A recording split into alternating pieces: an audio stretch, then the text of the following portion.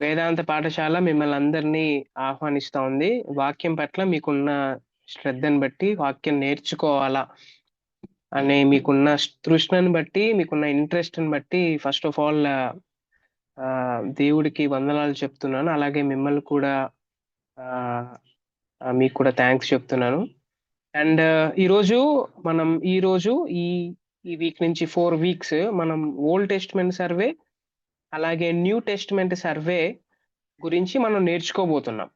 అయితే old testament సర్వేని ఈరోజు మన మధ్యలో తీసుకోవడానికి దైవజనులు డేవిడ్ లవిన్సన్ గారు మన మధ్యలో ఉన్నారు. వారు వరంగల్లో స్టూడెంట్స్ మధ్య యుఎస్ఐ వారితో కలిసి స్టూడెంట్ మినిస్ట్రీ చేస్తున్నారు. అండ్ దేవుడి యొక్క సేవను చేయడానికి పూర్తిగా వారు సేవకు సమర్పించుకొని యుఎస్ఐ స్టాఫ్ వర్కర్గా వరంగల్లో వారు వర్క్ చేస్తారు. అండ్ వారు he's one of my closest friend. మేమిద్దరం కలిసి చదువుకున్నాం.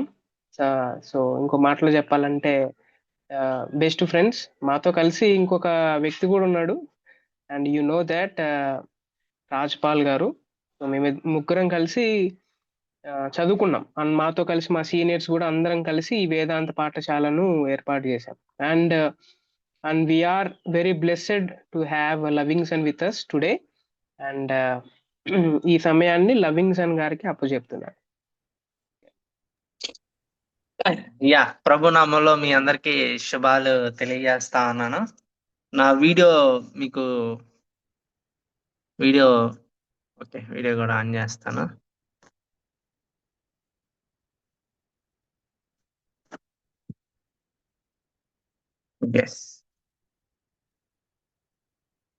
ప్రభు నామంలో అందరికి శుభాలు తెలియజేస్తా ఉన్నానండి. అయితే వేదాంత పాఠశాల స్టార్ట్ చేసినప్పుడు అరౌండ్ 250+ వచ్చారు. కానీ చివరికి ఒక 11 మెంబర్స్ ఆర్ 10 మెంబర్స్ వరకు వచ్చారు. So I think you are the chosen one. మీరు ఎన్నుకోబడిన వాళ్ళని నేను ఆశిస్తా ఉన్నాను, నేను కోరుతా ఉన్నాను. అయితే ఓల్డ్ టెస్ట్మెంట్ సర్వే అని అన్నప్పుడు మనకి చాలా గుర్తొస్తా ఉంటాయి. అమ్మో అది నాకు అర్థం కాదేమో, లేకపోతే బైబిల్ చదువుతా ఉన్నప్పుడు కూడా కొన్ని విషయాలు మనకు అర్థం అవ్వవు. ఎందుకంటే క్రానికల్స్ లో కానీ లేకపోతే కింగ్స్ లో కానీ, మొదటి రాజులు, రెండో రాజులు, దినవృత్తాంతంలో చదువుతా ఉంటే చాలా కన్ఫ్యూజింగ్ గా మనకు అనిపిస్తా ఉంటది. ఎందుకంటే ప్యారలల్ గా మాట్లాడుతూ ఉంటాడు అక్కడ. సో ఒకటేమో ఒక రాజ్యం గురించి మాట్లాడుతూ ఉంటాడు, ఇమీడియట్ గా రెండో రాజ్యంలోకి వెళ్ళిపోతా ఉంటాడు. అలా మనకు కొన్ని కన్ఫ్యూజన్ మనకి ఏర్పడతా ఉంటది. అయితే ఈ సర్వేలో మనం ముఖ్యంగా ఏం డీల్ చేస్తామంటే కీ ఈవెంట్స్ ని మనం డీల్ చేస్తాం అనమాట. Key events or key characters, లేకపోతే కీ థీమ్స్ ఏమున్నాయి ఓవరాల్ గా, బిబ్లికల్ హిస్టరీ ఎలాగా రివీల్ చేస్తా ఉంది, లేకపోతే దేవుడు తన యొక్క విమోచన కార్యాన్ని ఎట్లాగా ముందుకు తీసుకెళ్తా ఉన్నాడు అన్న విషయాన్ని మనం ఈ యొక్క సర్వేలో మనం చూడబోతాం అనమాట. ఇన్ డీటెయిల్ గా మనం స్టడీ చేయడానికి మనకి సాధ్యం కాదు. లాస్ట్ టైం నేను ఓల్డ్ టెస్ట్మెంట్ సర్వే చెప్పినప్పుడు నాకు లిటరల్ గా 5 hours పట్టింది అనమాట. 5 గంటలు పట్టింది. బట్ మనం ఇప్పుడు ఈ వీక్ నెక్స్ట్ వీకే మనం స్టడీ చేయాలి. కాబట్టి మీకు ఇన్ డీటెయిల్ గా కాకుండా మీకు ఏదైతే అవసరమో దాన్ని నేను చెప్పడానికి మీకు ప్రయత్నం చేస్తాను. సో బైబిల్ కనుక చూస్తే the story of God's redemption. The story of God's redemption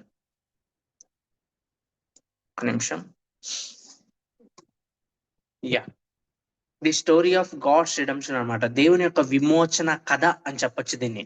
ఈ ఓవరాల్ బైబిల్ ని దేవుని యొక్క విమోచన కథగా మనం చెప్పొచ్చు అనమాట. ఏంటి the redemption plan and the work of God the Father in the through Holy Spirit. ఎట్లా అంటే దేవుడు ఎట్లాగా తన యొక్క విమోచన కార్యాన్ని చేశాడు, పైగా యేసుక్రీస్తులో, అట్లాగే పరిశుద్ధాత్ముని ద్వారా ఎట్లా చేశాడు అని చెప్పే స్టోరీయే ఈ యొక్క దేవుని యొక్క విమోచన కథ అనమాట. The story of God's redemption కనుక చూస్తే జాన్ స్టార్ట్ ఎలా అంటాడు, రచయిత వచ్చి తండ్రి అయిన దేవుడు, అట్లాగే సబ్జెక్ట్ ఆ బైబిల్లో ఎవరి గురించి ఉంది, దేని గురించి మాట్లాడుతా ఉంది అంటే గనక కుమారుడు గురించి, అన్నట్లాగే ఎవరి చేత ఈ యొక్క కథ చెప్పబడతా ఉంది అంటే గనక పరిశుద్ధాత్ముని ద్వారా అని ఈ యొక్క సింపుల్ గా ఈ యొక్క 3 మాటల్లో ఆయన చెప్తాడనమాట. జాన్ స్టార్ట్ అని ఆయన ఒక థియాలజీ అనమాట, ఒక వేదాంత పండితుడు ఆయన. సో ఇంకా చూస్తే, సో ఈ యొక్క బైబిల్ మొత్తంలో ఆ ఒక సబ్జెక్ట్ ఏమైనా ఉందంటే, ఫర్ ఎగ్జాంపుల్ మనం స్కూల్స్ లో మనకి సైన్స్ ఉంటది, సోషల్ ఉంటది, అట్లాగే హిస్టరీ ఉంటది, ఇంగ్లీష్ ఉంటది, తెలుగు ఉంటది, అలా ఒక్కొక్కటి ఒక్కొక్క సబ్జెక్ట్ ఉంటది అనమాట. కానీ బైబిల్లో వచ్చి ఒకే ఒక సబ్జెక్ట్ అనమాట. ఆ సబ్జెక్ట్ ఏంటి అంటే ఎవరు అంటే యేసుక్రీస్తు. ఆ సబ్జెక్ట్ బైబిల్ మొత్తం దే సబ్జెక్ట్ తో నింపబడిందంటే అది యేసుక్రీస్తుతో. సో అంతేకాదు, బైబిల్ అనేది కూడా ఒక క్రొనలాజికల్ ఆర్డర్ లో రాయబడింది. క్రొనలాజికల్ అంటే ఆ హిస్టరీకి అంటే ఎలా చెప్పాలి, క్రొనలాజికల్ అంటే ఇయర్ బై ఇయర్ అలాగా ఒకదాని తర్వాత ఒకటి రాయబడింది. సో ఈ యొక్క బైబిల్ అంతటిని ఒక స్టోరీగా చూడడం అనేది మనం అలవాటు చేసుకోవాలి. బైబిల్ ఒక యూనిట్ అన్నట్లుగా మనం చూడాలి అనమాట. సో ఇక్కడ ఇంకేం చూస్తుంది అంటే, the purpose of the Bible కనుక చూస్తే, అసలు బైబిల్ చదువుతా ఉంటే మనకి ఏమర్థమవుతుంది అంటే, మనం ఎక్కడి నుంచి వచ్చాం, వై ఆర్ వి హియర్ అన్న విషయాన్ని మనకి తెలియజేస్తుంది. అన్నట్లాగే అసలు మనం ఎందుకు ఇంత డిఫరెంట్ గా ఉన్నాం, ఈ యొక్క బయట యానిమల్స్ తో పోల్చుకున్నా కానీ, లేకపోతే వేరే జాతితో పోల్చుకున్నా సరే, మనిషి ఎందుకు డిఫరెంట్ గా ఉన్నాడు ఏమన్న విషయాన్ని కూడా మనకు తెలియజేస్తుంది. పర్పస్ ఆఫ్ అవర్ ఎగ్జిస్టెన్స్, అసలు మనం ఎందుకు ఉనికిలో ఉన్నాం అన్న విషయాల్ని, మనం ఎక్కడికి వెళ్తా ఉన్నాం అన్న విషయాల్ని బైబిల్ చెప్తా ఉంటది అనమాట. లాస్ట్ టైం నేను మీకు గుర్తుందో లేదో తెలియదు కానీ, నేను హోలీ స్క్రిప్చర్స్, పరిశుద్ధ లేఖనాలు అనే ఆ యొక్క డాక్టరీని ని సిద్ధాంతాన్ని నేను చెప్పడం జరిగింది. అందులో ఈ పాయింట్స్ నేను రిపీట్ అనుకోవట్లేదు. ది బైబిల్ ఇస్ యూనిక్ అని, అది యూనిక్ గా చేయబడిందని 40 ఆథర్స్ రాశారని. కావాలంటే మీరు ఫోటో తీసుకోవచ్చు, అది యూనిక్నెస్ ఆఫ్ ద బైబిల్ అండి. మీకు ఏమైనా డౌట్స్ ఉంటే మీరు రాసుకోండి, చివరిలో యూ కెన్ ఆస్క్. మీరు చివరిలో ఆ యొక్క డౌట్స్ ని అడగొచ్చు మీరు. ఓకే, సో ఇంకొంచెం ముందుకెళ్తే, ఎవిడెన్స్ ఆఫ్ ద ఇన్స్పిరేషన్, ఎలా ఎవిడెన్స్ ఏంటంటే, ఈ 39 బుక్స్ కూడా ఓల్డ్ టెస్ట్మెంట్ లో మరీ ప్రాముఖ్యంగా ఒక సింగిల్ పర్పస్ తో రాయబడింది అనమాట. ఈ 39 బుక్స్ కి కూడా, 39 కి కాదు, మొత్తం 66 బుక్స్ మధ్య ఒక యూనిటీని మనం చూస్తాం అనమాట. యూనిటీని మనం చూస్తాం. ఎక్కడ తప్పిపోవడం కానీ, కాంట్రవర్షియల్ మాట్లాడడం కానీ, లేకపోతే కాంట్రడిక్షన్స్ ఉండడం కానీ, ఒక బుక్ ఒకటి చెప్తే ఇంకో బుక్ ఇంకోటి చెప్పడం, అలా లేదనమాట. యూనిటీగా మనం చూస్తూ ఉంటాం. తర్వాత ఇనరెన్సీ, దీన్ని కూడా నేను లాస్ట్ టైం చెప్పడం జరిగింది. ఇనరెన్సీ అంటే ఒక్క తప్పు కూడా అందులో ఉండదు అనమాట. ఇన్కాపబుల్ ఆఫ్ మేకింగ్ ఎర్రర్, అసలు తప్పు అయ్యే అవకాశమే లేదు అందులో ఉండేది. సో అది ట్రూత్ అనేది మనం అర్థం చేసుకోవాలి. అట్లాగే ఇన్ఫాలిబిలిటీ, దీని ఏమంటారు, ఇన్ఫాలిబిలిటీ అంటే లోపరహితమైనది. అంటే గనక అందులో చెప్పబడిన విషయాలన్నీ కూడా ఏ తప్పు లేవన్నమాట. అట్లాగే ఫ్యూచర్ గురించి కూడా ఇది ఖచ్చితంగా కరెక్టే చెప్పుద్ది, తప్పు చెప్పే అవకాశమే లేదనమాట. సో మీరు కావాలంటే దాన్ని గూగుల్ చేయొచ్చు, ఇన్ఫాలిబిలిటీ, ఇనరెన్సీ అంటే. సో నేను లాస్ట్ టైం చెప్పాను కాబట్టి కొంచెం స్కిప్ చేస్తా ఉన్నాను. సో ఇన్ఫాలిబిలిటీ తప్పు లేకుండా ఇనరెన్సీగా ఉందంటే, అది కేవలం తగ్గించే వచ్చిందని మనం అర్థం చేసుకోవాలి. సో ప్రాముఖ్యంగా ఓల్డ్ టెస్ట్మెంట్ కనుక చూస్తే గనక 3 రకాలుగా దీన్ని డివైడ్ చేశారన్నమాట వేదాంత పండితులు. ఎలా అంటే, హిస్టారికల్ బుక్స్ అని, తర్వాత ప్రాఫిటికల్ రైటింగ్స్ అని. హిస్టారికల్ అంటే అసలు ఏం జరిగింది, హిస్టరీ అంటే కదా, హిస్టరీ గురించి చెప్తుంది. తర్వాత చరిత్ర గురించి చెప్తుంది. And prophetic writings, how God deals, ఎట్లాగా దేవుడు పాపాన్ని డీల్ చేస్తా వచ్చాడు, ఏ విధంగా తన ప్రాఫిట్స్ ని వాడుకున్నాడు, ఏ విధంగా తను పర్పస్ ని మనుషుల్లో నెరవేర్చాడు అన్న విషయాల్ని మనం చూస్తూ ఉంటాం. అట్లాగే పొయిటికల్ రైటింగ్ అంటే దేవుడి గురించి ఆ మనుషులు ఎలా అర్థం చేసుకున్నారు, లేకపోతే మనం ఎలా అర్థం చేసుకోవచ్చు అన్న విషయాలన్నీ కూడా, అంటే కీర్తనలు అవన్నీ కూడా మనకి కనిపిస్తా అనమాట. సో 3 రకాలుగా డివిజన్స్ మనం చూడొచ్చు ఓల్డ్ టెస్ట్మెంట్ ని. తనాక్ అంటాం మనం సింపుల్ గా. తనాక్ అంటే తోరా, లా అంటే మొదటి 5 పుస్తకాలని తోరా అంటాం, లేకపోతే లా అంటాం అనమాట. సో తర్వాత చూస్తే నెవిమ్ అంటే ప్రాఫిట్స్, ప్రవక్తల గురించిన పుస్తకాలు. అండ్ మూడోది కెతువిం అంటే రైటింగ్స్ అనమాట. దాని ఏమంటారు, లిటరేచర్ అన్నట్లు అవన్నీ కూడా వస్తాయి అనమాట. And then the story of God's redemption కనుక చూస్తే, సో ధర్మశాస్త్రంలో మొదటి తోరాలో మనకి ఏముంటది, మొదట 5 పుస్తకాలు ఉంటది, జెనిసిస్, ఎగ్జోడస్, లెవిటికస్, నెంబర్స్ ఉంటది. అండ్ ఫార్మర్ ప్రాఫిట్స్ లో మనకు తెలుసు ప్రాఫిట్స్ ఉంటారు. అండ్ రైటింగ్స్ లో కీర్తనలు, సామెతలు ఇవన్నీ కూడా రైటింగ్స్ లోకి వస్తాయి అనమాట. సింపుల్ గా నేను స్కిప్ చేస్తున్నాను, ఇది ఇంట్రడక్షన్ మాత్రమే. The formation of the Pentateuch, మొదటి ఆ 5 పుస్తకాల్ని పెంటట్యూక్ అని కూడా అంటాం అనమాట. పెంటట్యూక్ అనమాట అని కూడా అంటాం. దీని యొక్క రచయిత ఎవరు అంటే మనకు తెలుసు, మోషే రాశాడని మనకు తెలుసు. మోషే రాశాడని మనకి ఎలా తెలుసు అంటే నెహేమియా కూడా చెప్తా ఉన్నాడు, ఎజ్రా కూడా చెప్తా ఉన్నాడు. And NT writers, new testament రచయితలు కూడా ఆ యొక్క మోజే రాశాడని చెప్తా ఉన్నాడు. ఈ మొదటి 5 పుస్తకాలని మనం చూస్తే గనక, సో మొదటి పుస్తకంలో మనకు తెలుసు సింపుల్ గా ఆరిజిన్ ఉంటది, ఎక్కడి నుంచి వచ్చారు మానవులు, బిగినింగ్ ఆఫ్ ద వరల్డ్, మా ఈ యొక్క భూలోకం ఎక్కడి నుంచి వచ్చింది అన్న విషయాలు చెప్పబడతా ఉంటది. అండ్ అట్లాగే ఎగ్జోడస్, ఆ యొక్క ఆ బానిసత్వంలో నుంచి దేవుడు ఎలా బయటికి తీసుకొచ్చాడు అన్న విషయాలు చెప్తా ఉంటది. లేవి కాండంలో లాస్, ఆ యొక్క ధర్మశాస్త్రం, ఆ కండిషన్స్, లేకపోతే ఆ యొక్క లేవీలు ఎలా ప్రవర్తించాలి, ఈ విషయాలన్నీ గురించి మాట్లాడుతూ ఉంటది. అండ్ నెంబర్స్ వచ్చి చూస్తే ఇక దేవుడు ఎట్లాగా కౌంట్ చేస్తా వచ్చాడు ప్రజల్ని అనేది మనం చూడొచ్చు. ఇంకా ఇన్ డీటెయిల్ వెళ్తాం మనం తర్వాత. జుట్రానమీ ద్వితీయోపదేశ కాండం కానీ చూస్తే అది సెకండ్ లా, రెండవ లాగా మనం దాన్ని తీసుకోవచ్చు అనమాట. సో ఫస్ట్ జెనిసిస్ చూద్దాం మనం. జెనిసిస్ కనుక చూస్తే సో స్టోరీ ఆఫ్ క్రియేషన్ ఇక్కడ జెనిసిస్ లో మనకి బ్రీఫ్ క్రియేషన్ గురించి ఉంటది, బిగ్ స్టోరీ ఆఫ్ రిడెంప్షన్ గురించి ఉంటది. అంటే బైబిల్ ఎప్పుడు కూడా ఈ యొక్క క్రియేషన్ ఎలా వచ్చింది లేకపోతే అన్న విషయాన్ని కంటే దాన్ని ఎందుకు తయారు చేశారో అన్న విషయాన్ని ఎక్కువ చెప్తా ఉంటది అనమాట. ఎలా తయారు చేశారు అనే దానికంటే ఏ పర్పస్ ని బట్టి ఈ యొక్క భూమిని లేకపోతే ఈ క్రియేషన్ ని చేశాడు అన్న విషయాన్ని బైబిల్ నొక్కి చెప్తా ఉంటది అనమాట. సో అట్లాగే Bible is not a science book. ఆ క్రియేషన్ కానీ ఇవన్నీ చూస్తా ఉన్నప్పుడు ఇది ఒక సైన్స్ బుక్ మనం పరిగణించకూడదు అనమాట. So but it doesn't contradict scientific laws. But science ఏదైతే చెప్తా ఉందో ఆ లాస్ ని అవన్నీ కూడా దేన్ని కూడా కాంట్రడిక్ట్ చేయదన్నమాట, వ్యతిరేకించదన్నమాట. So for example young world theory, చాలా మంది ఏమంటున్నారంటే ఈ యొక్క భూమి అనేది ఎప్పుడో కొన్ని వేల సంవత్సరాల క్రితమే తయారు చేయబడింది అని, అందులో ఉన్న ఫాజిల్స్ లేకపోతే రాళ్ళు, అందులో ఉన్న ఖనిజాలు ఇవన్నీ కూడా ఎన్నో కోట్ల సంవత్సరాల క్రితమే అవి ఫామ్ అయ్యావని చెప్తా ఉన్నాయి. బట్ దాన్ని మనం ఇక్కడ మనం దాన్ని ఎలాగా మనం ఆర్గ్యుమెంట్ లో తీసుకెళ్లొచ్చు అంటే, లేకపోతే ఒక సొల్యూషన్ తీసుకురావచ్చు అంటే, మానవుడు మనం ఆదాము ఎంత ఉంటది వయసు, 30 సంవత్సరాలు ఉంటది కదా. ఆ 30 సంవత్సరాలు అప్పుడు ఆదాముని తీసుకొచ్చినప్పుడు ఈ యొక్క సైంటిస్టులు పరిశీలించారు అనుకోండి, ఎలా ఎలా ఎలా ఏమని చెప్తారు, ఈ ఆదాం అనేవాడు 30 సంవత్సరాల క్రితం పుట్టాడు, ఈడు ఇప్పుడు పుట్టినాడు కాదు అని చెప్పి నిర్ధారించేస్తారు. కానీ కానీ ఆ ఆదాము ఎంత ఏజోడు, ఈ యొక్క జెనిసిస్ సెకండ్ చాప్టర్కి వచ్చేసరికి ఎంత ఏజోడు, 1 ఏజే, ఓన్లీ ఒక రోజే, అతని యొక్క ఒక రోజే అయింది పుట్టి. కానీ బాడీని చెక్ చేస్తా ఉన్నప్పుడు 30 సంవత్సరాల క్రితం వచ్చాడు అన్నట్లుగా మనకి కనిపిస్తా ఉంటది అనమాట. So God is capable of making things perfect అనమాట. అంటే ఒక మానవుడు ఒక 30 ఏళ్ళలాగా ఎలాగైతే కనిపించాడో ఒక రోజే అయినప్పటికీ ఈ భూమి కూడా దేవుడే క్రియేట్ చేసాడనమాట. ఒక కొన్ని వేల సంవత్సరాల క్రితం ఉన్నట్లుగా దేవుడు సృష్టించాడు. కానీ దేవుడి చేత అవన్నీ సృష్టింపబడినాయి అనేవి మనం అర్థం చేసుకోవాలి. అండ్ 2 నరేషన్స్ మనకు కనిపిస్తాయి ఎక్కడ అంటే క్రియేషన్ లో మనకి 2 నెరేటివ్స్ కనిపిస్తాయి, 2 క్రియేషన్ నెరేటివ్స్. ఫస్ట్ ఇది కనుక చూస్తే, ఫస్ట్ చాప్టర్ కనుక మనం చూస్తే దేవుడు లెట్ దే బి లైట్ అన్నట్లు కనిపిస్తుంది, వెలుగు కలుగుగాక అన్నది కనిపిస్తా ఉంటది. అది కంప్లీషన్ చూస్తాం, దేవుడు అన్నట్లుగానే అది జరిగింది అన్నట్లుగా. జడ్జిమెంట్ చివరిలో ఏం చూస్తాం, దేవుడు దాన్ని మంచిగా చూశాడు, God saw that it was good. ఈ ప్యాటర్న్ ని మనకు కనిపిస్తా ఉంటది మొదటి ఇక క్రియేషన్ మొత్తానికి.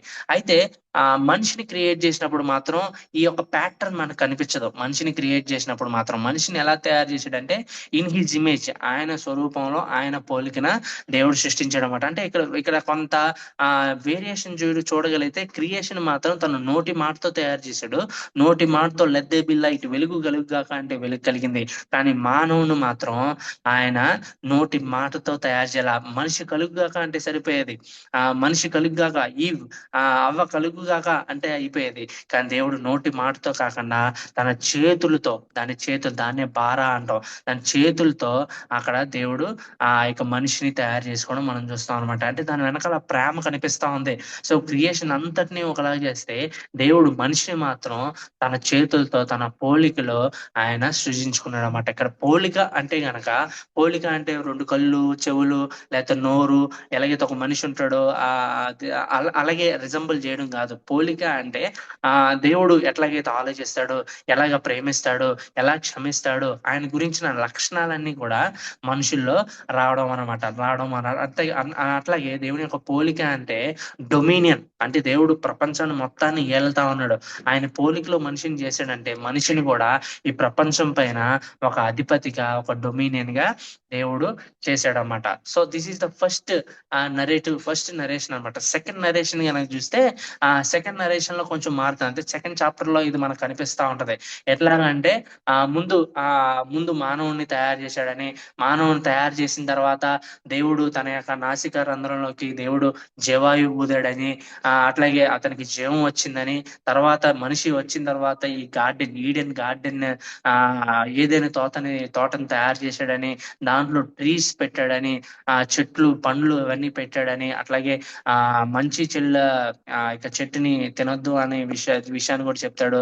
అట్లాగే ప్రతిదీ తర్వాత యానిమల్స్ ని కూడా తీసుకొచ్చాడని చెప్పి చూస్తాము. అంటే అక్కడ మనం చూస్తా ఉంటే గనక మానవుని క్రియేట్ చేసిన తర్వాత ఇవన్నీ క్రియేట్ చేశాడు, చెట్లు క్రియేట్ చేశాడు అంటే పర్ఫెక్ట్ పార్ట్నర్ కోసం. అయితే ఒక ఆయన ఇలా అంటాడు అన్నమాట, మానవుని క్రియేట్ చేశాడు, క్రియేట్ చేసిన పర్ఫెక్ట్ పార్ట్నర్ తీసుకురావడం కోసం ఆ యొక్క చెట్లు లేకపోతే క్రియేషన్ చేశాడు, బట్ అది పర్ఫెక్ట్ మ్యాచ్ అవ్వలేదు. దాని తర్వాత యానిమల్స్ ని కూడా తీసుకొచ్చాడు, అది కూడా పర్ఫెక్ట్ మ్యాచ్ అవ్వలేదు. అప్పుడు దేవుడు సాటి అయిన సహకారిని తనను నిద్రించినప్పుడు ఈ యొక్క ఉమెన్ ని ఈవిని అవని చేయడం మనం చూస్తాం అనమాట. అందుకే ఏమంటామంటే, ఇక్కడ నేను పెట్టలేదా, సారీ, అందుకే ఏమంటామంటే only when man and women come together the creation of the lord is completed. మనిషి దాని ఏమంటారు, పురుషుడు అండ్ స్త్రీ ఇద్దరు కలిసినప్పుడే అప్పుడే క్రియేషన్ అనేది, ఆ యొక్క సృష్టి అనేది కంప్లీట్ అవడం మనం చూస్తామా. సో జెనిసిస్ 1-11 గనక మనం చూస్తే, 1-11 గనక చూస్తే దానికి మనకి ఎంబ్రాయినిక్ స్టేజ్ అంటాం. ఎంబ్రాయినిక్ స్టేజ్ అంటే ది ఇనిషియల్ ఫార్మేటివ్ స్టేజ్, అంటే ఇంకా డెవలప్మెంట్ లేని, జస్ట్ ఇంట్రడ్యూస్ చేయడం అన్నమాట. ఒక సీడ్ లాంటిది. ఒక సీడ్ అంటే భూమిలో పెడతాం కదా సీడ్, ఆ సీడ్ బయటికి కనిపించదు మనకి, దాని ఆకులు కనిపించవు, అది ఎలా ఎదుగుతుంది అన్న విషయాన్ని కనిపించదు, కానీ ఆ సీడ్ మాత్రం అక్కడ ఉంటది అనమాట. సో లోపల ఏం జరుగుతుంది అన్న విషయం మనకు తెలియదు, సో బయట ఉన్న వాళ్ళు ఎవరికి తెలియదు. అట్లాగే ఎంబ్రాయినిక్ స్టేజ్ అనేది nobody knows what happens exactly. ఈ 1-11 అధ్యాయాలు కూడా మనిషికి ఏం జరిగిందన్న విషయం, ఎగ్జాక్ట్ గా ఏం జరిగిందన్న విషయం తెలియదు అనమాట. కానీ దేవుడు మోషేకి పరిశుద్ధాత్ముని ద్వారా ఆ యొక్క విజన్ లేకపోతే ఆ యొక్క ప్రత్యక్షత ఆ మోషేకి ఇవ్వడం మనం చూస్తాం అనమాట. ఎందుకంటే క్రియేషన్ చేస్తా ఉన్నప్పుడు ఈ యొక్క చెట్లు, ఈ మొదటి 6 రోజులు క్రియేషన్ చేస్తా ఉన్నప్పుడు దే వాజ్ నో మ్యాన్, అక్కడ మనుషులు ఎవరు లేరు కాబట్టి నో బడీ నోస్, ఎవరికి తెలియదు. సో అట్లాగే 1-11 అధ్యాయాల్లో కూడా అంత యాక్యురేట్ గా మనం ఇలాగే జరిగింది అని మనం చెప్పలేం అనమాట. సో అట్లాగే ఆ క్రియేషన్ గురించి, సృష్టి గురించి, పాపం గురించి, అట్లాగే తీర్పు గురించి, అట్లాగే రిడెంప్షన్, విమోచన గురించి, ఇవన్నీ కూడా ఆ మొదటి 11 అధ్యాయాల్లో మనకు కనిపిస్తాయి, కానీ ఒక విత్తనం లాగా మనకు కనిపిస్తుంది అనమాట. ఇంకా అది డెవలప్ అవ్వబడలేదు. ఒక బేబీ పొట్టలో ఉన్నప్పుడు ఎట్లాగైతే ఉంటాడో అట్లాగే ఉంటది అనమాట. So the book of genesis కనుక చూస్తే మనకి ది ఫస్ట్ డివిజన్ 1-11 ఎంబ్రాయినిక్ స్టేజ్ అంటాం. తర్వాత అందులో మనకి ఏం కనిపిస్తుంది, క్రియేషన్ గురించి కనిపిస్తుంది, సృష్టి గురించి కనిపిస్తుంది, తర్వాత మానవుడు ఎలాగా పడిపోయాడు అన్న విషయం గురించి కనిపిస్తుంది. ఇక్కడ ఒక విషయం చెప్పినామండి, చాలా మందికి మనకు డౌట్స్ వస్తా ఉంటాయి, అసలు ఎందుకు మానవుడు పడిపోయాడు, పాపంలో పడిపోవడానికి కూడా దేవుడే కదా కారణం, మనందరికీ ఆ యొక్క ఒరిజినల్ సిన్ ఆపాదించబడిన పాపం మన మీదకి వచ్చింది, అసలు దేవుడు ఆ పండు పెట్టకుండా ఉంటే బాగుండేది కదా అని చాలా మంది సువార్త చెప్తా ఉన్నప్పుడు కూడా వేరే అన్యులు అడుగుతా ఉంటారు. ఉంటారు, లేకపోతే మన క్రైస్తవులు కూడా మనల్ని అడుగుతా ఉంటారు, లేకపోతే మన ఇంట్లో ఉన్న యవనస్తులు లేకపోతే పిల్లలు మనల్ని అడుగుతా ఉంటారు, అసలు దేవుడు పండు పెట్టకుండా ఉంటే బాగుండేది కదా అని. అయితే ఇక్కడ మనకు ఒకటి అర్థం చేసుకోవాలి, ఏంటి అంటే దేవుడు మానవుని ఎలా తయారు చేశాడంటే ఫ్రీడమ్ తో తయారు చేశాడు, స్వేచ్ఛతో తయారు చేశాడు. స్వేచ్ఛ అంటే ఏంటి? స్వేచ్ఛ అంటే ఫర్ ఎగ్జాంపుల్ స్వేచ్ఛను మనం అర్థం చేసుకోవాలంటే, మీరు ఎప్పుడైనా ఎగ్జామ్కి వెళ్ళారు అనుకోండి, ఎగ్జామ్ లో రాస్తా ఉన్నప్పుడు అక్కడ మల్టిపుల్ ఆన్సర్స్ ఉంటాయి కదా. మల్టిపుల్ ఆన్సర్స్ అంటే మల్టిపుల్ చాయిసెస్ ఉంటాయి. అంటే ఫర్ ఎగ్జాంపుల్ ఇండియాకి క్యాపిటల్ ఏది, ఇండియాకి క్యాపిటల్ ఏంటి అని చెప్పించి option A Delhi, option B Delhi, option C Delhi, option D Delhi అని పెట్టాం అనుకోండి. సో మనం ఏం చేస్తున్నాం, ఆ క్వశ్చన్ పేపర్ తయారు చేసిన అతను ఏం చేస్తా ఉన్నాడు, అతను నిజంగా ఫ్రీడమ్ ఇచ్చాడా? ఫ్రీడమ్ ఇవ్వలేదు. మల్టిపుల్ చాయిస్ అని చెప్పి కానీ ఆన్సర్ మాత్రం ఒకటే పెట్టాడు. ఏకి ఢిల్లీ అని పెట్టాడు, బికి ఢిల్లీ అని పెట్టాడు, సికి డికి అన్నాళ్ళకి ఢిల్లీ అని పెట్టాడు. అంటే ఏం జరుగుతుంది అక్కడ? ఈ యొక్క క్వశ్చన్ పేపర్ తయారు చేసిన వ్యక్తి ఫోర్స్ఫుల్ గా రైట్ ఆన్సర్ పెట్టేస్తున్నాడు మనకి. అంటే ఫోర్స్ చేస్తా ఉన్నాడు. There was no freedom. అక్కడ ఫ్రీడమ్ కనిపించట్లేదు. అలాగే దేవుడు స్వేచ్ఛ ఇచ్చాడు అని చెప్పడానికి రుజువు ఏంటి అంటే, దేవుడు తినే పనులు పెట్టాడు, తినద్దన పనులను కూడా పెట్టాడు అన్నమాట. అక్కడ స్వేచ్ఛలు, అక్కడ దేవుని కృప కూడా ఉంది. ఎంత కృప ఉందంటే కొన్ని వేల రకాల పండ్లు ఉన్నప్పటికీ దేవుడు ఒక్క పండును మాత్రమే తినొద్దు అని చెప్పి మనకి ఆడ కనిపిస్తుంది. కొన్ని కొన్ని కోట్ల రకాల పనులు ఉన్నాయి, అవన్నీ నీ ఇష్టం. సో రెండు ఎందుకు పెట్టాడంటే దేవుడు చాయిస్ ఇచ్చాడు మనకి. ఫర్ ఎగ్జాంపుల్ మీ ముందు ఏమన్నా ఒక ఇన్స్ట్రుమెంట్, ఒక కీబోర్డ్ పెట్టాను అనుకోండి, కీబోర్డ్ పెట్టి నీకు ఇష్టం వచ్చి వాయించు, నీకు ఇష్టం వచ్చి ప్లే చేయి అని అన్నాను అనుకోండి, అది అది అది కరెక్టేనా?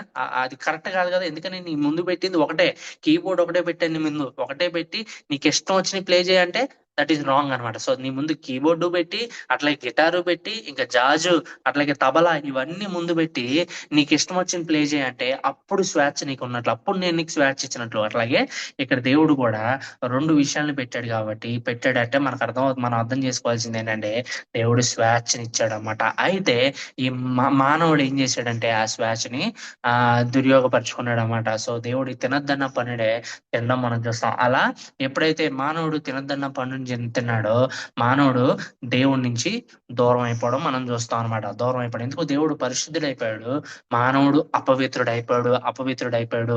అయితే అప్పటి వరకు, పాపం చేయక ముందు వరకు దేవుడు స్వరాన్ని వింటా ఉన్నాడు, దేవునితో సహవాసం చేస్తా ఉన్నాడు, దేవునితో మాట్లాడుతా ఉన్నాడు, దేవుని చూస్తా ఉన్నాడు, అన్ని చేస్తాం, దేవునితో రిలేషన్షిప్ లో ఉన్నాడు. కానీ ఎప్పుడైతే పాపం చేశాడో దేవుణ్ణి చూడలేకపోతా ఉన్నాడు. అందుకే దాక్కుంటాడు కదా ఆదాము, దేవుడితో కమ్యూనికేట్ చేయలేకపోతా ఉన్నాడు, దేవుడితో పక్కనే నడిచి నడవలేకపోతా ఉన్నాడు అన్నమాట. అయితే ఇప్పుడు కూడా దేవుడు ఆ యొక్క మానవుడు, నేను ఏమంటానంటే మానవుడు ఆ ఎబిలిటీని కూడా కోల్పోయాడు. ఒకవేళ దేవుడు వచ్చి తన స్వరాన్ని వినిపించలేని లేకపోతే వినలేని lost ability to understand God, దేవుణ్ణి అర్థం చేసుకునే ఎబిలిటీని మానవుడు కోల్పోయాడు అనమాట. అందుకే దేవుడే మానవునిగా భూలోకానికి రావాల్సి వచ్చింది. సరే, అది మన తర్వాత టాపిక్. అయితే చూస్తే ఇంకేముంటాయి, 1 to 11 చాప్టర్ లో చూస్తే ది ఫ్లడ్, నోవాహ గురించి ఉంటది మనకి. ఆ నోవాహ ఫ్లడ్ గురించి కూడా మనకి నాట్ ఓన్లీ ఇది పెద్ద సబ్జెక్ట్ ఇది, అంటే ఓన్లీ బైబిల్లో మాత్రమే ఆ నోవాహ ఫ్లడ్ గురించి రాయబడలేదు. ఇంకా అకాడియన్ లాంగ్వేజెస్ లో డిఫరెంట్ వాటిల్లో కూడా రాయబడింది అనమాట. బట్ ఇది ఎందుకు చెప్తా ఉన్నానంటే, ఈ క్రియేషన్ స్టోరీ లేకపోతే ఆ మోసే దగ్గరికి వచ్చినప్పటికి ఈ స్టోరీ నాట్ ఓన్లీ ఇజ్రాయెల్ కి మాత్రమే తెలిసింది కాదు, ఇది ప్రపంచ వ్యాప్తంగా తెలిసిన చరిత్ర అన్నమాట. దేవుడు క్రియేషన్ చేశాడు, అట్లాగే ఫ్లడ్ వచ్చింది, నోవా ఫ్లడ్, గ్రేట్ ఫ్లడ్ వచ్చింది అన్న విషయాలు కూడా, ఎక్స్ట్రా బిబ్లికల్ ఎవిడెన్సెస్ కూడా మనకి దీని గురించి ఉంటాయి అన్నమాట. అయితే మోషే ఏం చేశాడంటే వాటిని ఒక లిపి రూపంలో, ఒక స్క్రిప్ట్ లో అవి మన కోసం పొందుపరిచాడు అన్నమాట. తర్వాత 11th చాప్టర్కి వచ్చేసేసరికి ది టవర్ ఆఫ్ బాబేలు మనం చూస్తాం అనమాట. అండ్ ద లాస్ట్ డివిజన్ చూస్తే 12 to 15, అక్కడ 12వ అధ్యాయంలో అబ్రహాం అని పిలుచుకోవడం, తర్వాత అబ్రహాంకి ఇస్సాకు, తర్వాత యాకోబు, వీళ్ళందరూ పుట్టడం మనం చూస్తాం అనమాట. యాకోబుకి జోసెఫ్ చూడడం మనం చూస్తాం. అయితే కొంచెం ముందుకు వెళ్దాం. సో వీళ్ళందరూ మనకు కనిపిస్తా ఉంటది, గాడ్ క్రియేషన్ కనిపిస్తా ఉంటది. And then Adam and Eve. And ఇక్కడ చూస్తే ఇక్కడ ఒక విషయం చెప్పిన ఉన్నాను. ఈ యొక్క ఏదైనా తోట, ఏదైనా అంటే దాని అర్థము గాడ్స్ ప్రెజెన్స్ అని, దేవుని సన్నిధి అని అర్థం.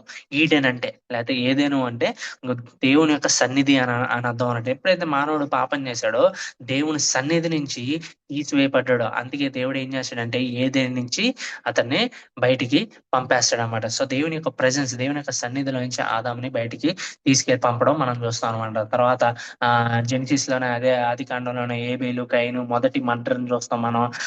తర్వాత సేతు గురించి చూస్తాం. ఈయన ఫస్ట్ ర్యాప్చర్ చనిపోకుండానే ఆ పరలోకానికి వెళ్ళిపోవడం మనం చూస్తాము. నోవాహు ఫ్లడ్ అండ్ షేము, నోవాహు యొక్క ముగ్గురు కుమారులు షేము, షేము సంతానం వల్లే ఈ అరబ్బులు తర్వాత యూదులు రావడం మనం చూస్తాం. హాము సంతానం నుంచి ఆఫ్రికన్స్ రావడం చూస్తాం. జాఫెత్ సంతానం నుంచి యూరోపియన్స్ రావడం మనం చూస్తాం అనమాట.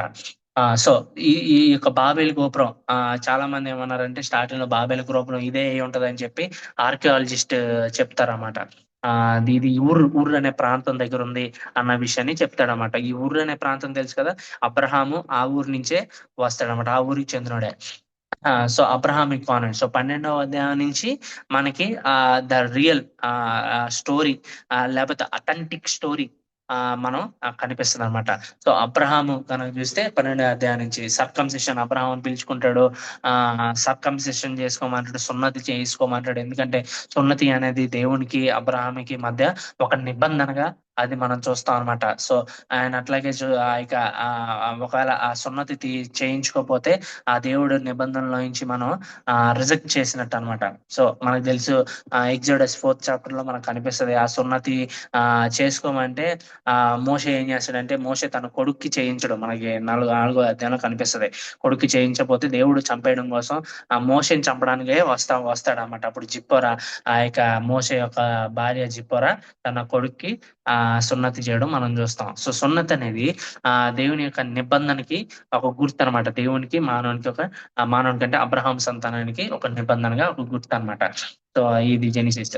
కొంచెం ముందుకు వెళ్దాం. సో ఇక్కడ నుంచి ఈ యొక్క మ్యాప్ వేసాను చూడండి. ఉర్ అనే ప్రాంతం నుంచి మొదలయ్యాడు. అక్కడి నుంచి హారాన్ అనే ప్రాంతానికి అబ్రహాం వస్తాడనమాట. అక్కడ దేవుడు అబ్రహాంను పిలుచుకోవడం మనం చూస్తూ ఉంటాం. అక్కడి నుంచి అలా ఈజిప్ట్కి వెళ్తాడు. అలా హెబ్రోన్ లో పాతి పెట్టబడతాడు అనమాట 175వ సంవత్సరంలో. అండ్ కొంచెం ముందుకు వెళ్తే ది ఫ్యామిలీ ఆఫ్ అబ్రహాం గురించి చూసి దీనికి కావాలంటే ఫోటో తీసుకోండి. సో తేరా, అబ్రహాం యొక్క తండ్రి పేరు తేరా. అతనికి ముగ్గురు కొడుకులు, హారాను, నాహోరు అండ్ అబ్రహాము. సో అబ్రహాంకి సారాయికి పుట్టినోళ్ళు ఇద్దరు, ఇస్సాకు అండ్ ఇష్మాయేల్. ఆ ఇష్మాయేల్ నుంచి వచ్చిన వాళ్ళే ఇష్మాయిలైట్స్ అంటాం కదా, అరబ్బులు అంటాం. ఆయన అట్లాగే ఐజాక్ కి ఇద్దరు కుమారులు మనకు తెలుసు. ఈ స్టోరీ అంతా మనకు తెలుసు, జెనిసిస్. మనందరం బైబిల్ చదివేవాళ్ళం కాబట్టి ఐ హోప్ మీరందరూ వాక్యాన్ని చదివేవాళ్ళు, ఆ వాక్యం చదువుతారని నేను అనుకుంటా ఉన్నాను. సో ఇస్సాక్ కి ఇద్దరు కుమారులుగా చూస్తాము, యాకోబు అండ్ ఈసావుగా మనం చూస్తాము. అట్లాగే యాకోబుకి ఇద్దరు భార్యలు చూస్తాం మనం, లేయాను రేచల్. అయితే ఇక్కడ చూస్తే గనక వీళ్ళిద్దరికి పుట్టిన వాళ్ళే ఈ యొక్క 12 మంది ఏమంటారు మనం ట్రైబ్స్, 12 ట్రైబ్స్, గోత్రాలు, 12 గోత్రాలు. యాకోబు సంతానమే ఈ 12 గోత్రాలుగా మనం చూస్తాం. ఈ 12 గోత్రాలని కలిపి మనం ఏమంటాం అంటే ఇజ్రాయలైట్స్ అంటాం, ఇజ్రాయేలీలు అంటాం మనం. సో యాకోబు సంతానం. అండ్ అట్లాగే ఈసావు యొక్క సంతానం వచ్చి ఎదోమీలు అంటాం. ఓకే, ఇంకొంచెం ముందు కదా, ఇంకొంచెం ముందుకెళ్దాం. సో ఇక్కడ చూస్తే కనుక ఇక్కడ నుంచి జోసఫ్ లైఫ్ మనకు కనిపిస్తుంది. జోసఫ్ మనకు తెలుసు కదా ఆ స్టోరీ. ఈ హెబ్రోన్ ప్రాంతంలో ఉంటారు వీళ్ళందరూ, యాకోబు ఫ్యామిలీ అంతా హెబ్రోన్ అనే ప్రాంతంలో ఉంటారు. అక్కడి నుంచి తన యొక్క కుమారుడిని జోసెఫ్ ని యోసేపుని తన యొక్క అన్నల దగ్గరికి పంపించడం మనం చూస్తాం. షెకెంకి వెళ్ళి అని చెప్పి పంపిస్తాడన్నమాట. పంపించినప్పుడు అక్కడికి వెళ్ళిన తర్వాత యోసేపుకి తెలిసింది వాళ్ళ అన్నలు ఎక్కడ ఉన్నారంటే దోతాన్ అనే ప్రాంతంలో ఉన్నారు అనగానే అక్కడికి వెళ్తాడనమాట. అక్కడ ఆ యొక్క అన్నలు ఏం చేస్తారంటే మనకు తెలిసిన స్టోరీ, గోతులు పడేస్తారు. తర్వాత ఇస్మాయిలీలు వస్తా ఉన్నారని ఈజిప్ట్కి వెళ్తా ఉంటారు అనమాట. ఇస్మాయిలీలు ఈజిప్ట్కి వెళ్తా ఉన్నారు, వాళ్ళకి అమ్మేద్దాం అన్నప్పుడు అక్కడి నుంచి ఆ ప్రాంతం నుంచి యోసేపు ఈజిప్ట్ కి పంపబడతాడు. అండ్ దెన్ చూస్తే మనకు తెలుసు ఆ తర్వాత ఒక పెద్ద కరువు వస్తది మనకు తెలుసు. కరువు వచ్చిన తర్వాత అంతలోకి యోసేపు స్టోరీ అంతా మనకు తెలుసు కదా. యోసేపు పోతిఫర్ ఇంట్లోకి వెళ్ళిపోతాడు. అక్కడ అక్కడ వ్యభిచారం కేసులో పట్టబడతాడు. తను ఏమీ తప్పు చేయనప్పటికీ జైల్లో ఉండాల్సి వస్తది. అక్కడ 2 సంవత్సరాలు జైల్లో గడిపిన తర్వాత అక్కడ కూడా ఆ శతాధిపతితో మంచి సంబంధం కలిగి ఉంటాడు. అప్పుడే అదే టైంలో ఇద్దరు వస్తారన్నమాట యోసేపు దగ్గరికి. ఒకళ్ళు కబ్బేరు ఒకడు. అని అట్లాగే ఇంకోరు పిండి పిండి వంటలు చేసేవాడు అనమాట. కబ్బేరు ఎవరంటే రాజభవనం దగ్గర ఆ కప్పుని సర్వ్ చేస్తాడు అనమాట. అంటే రాజు తినక ముందే ఒక వ్యక్తి తింటాడు కదా. తిని ముందు ఇందులో విషయం ఏమీ లేకపోతే అంత క్షేమమే అన్న తర్వాత రాజు తింటాడు అనమాట. వాళ్ళనే కబ్బెర్ర అంటారు అనమాట.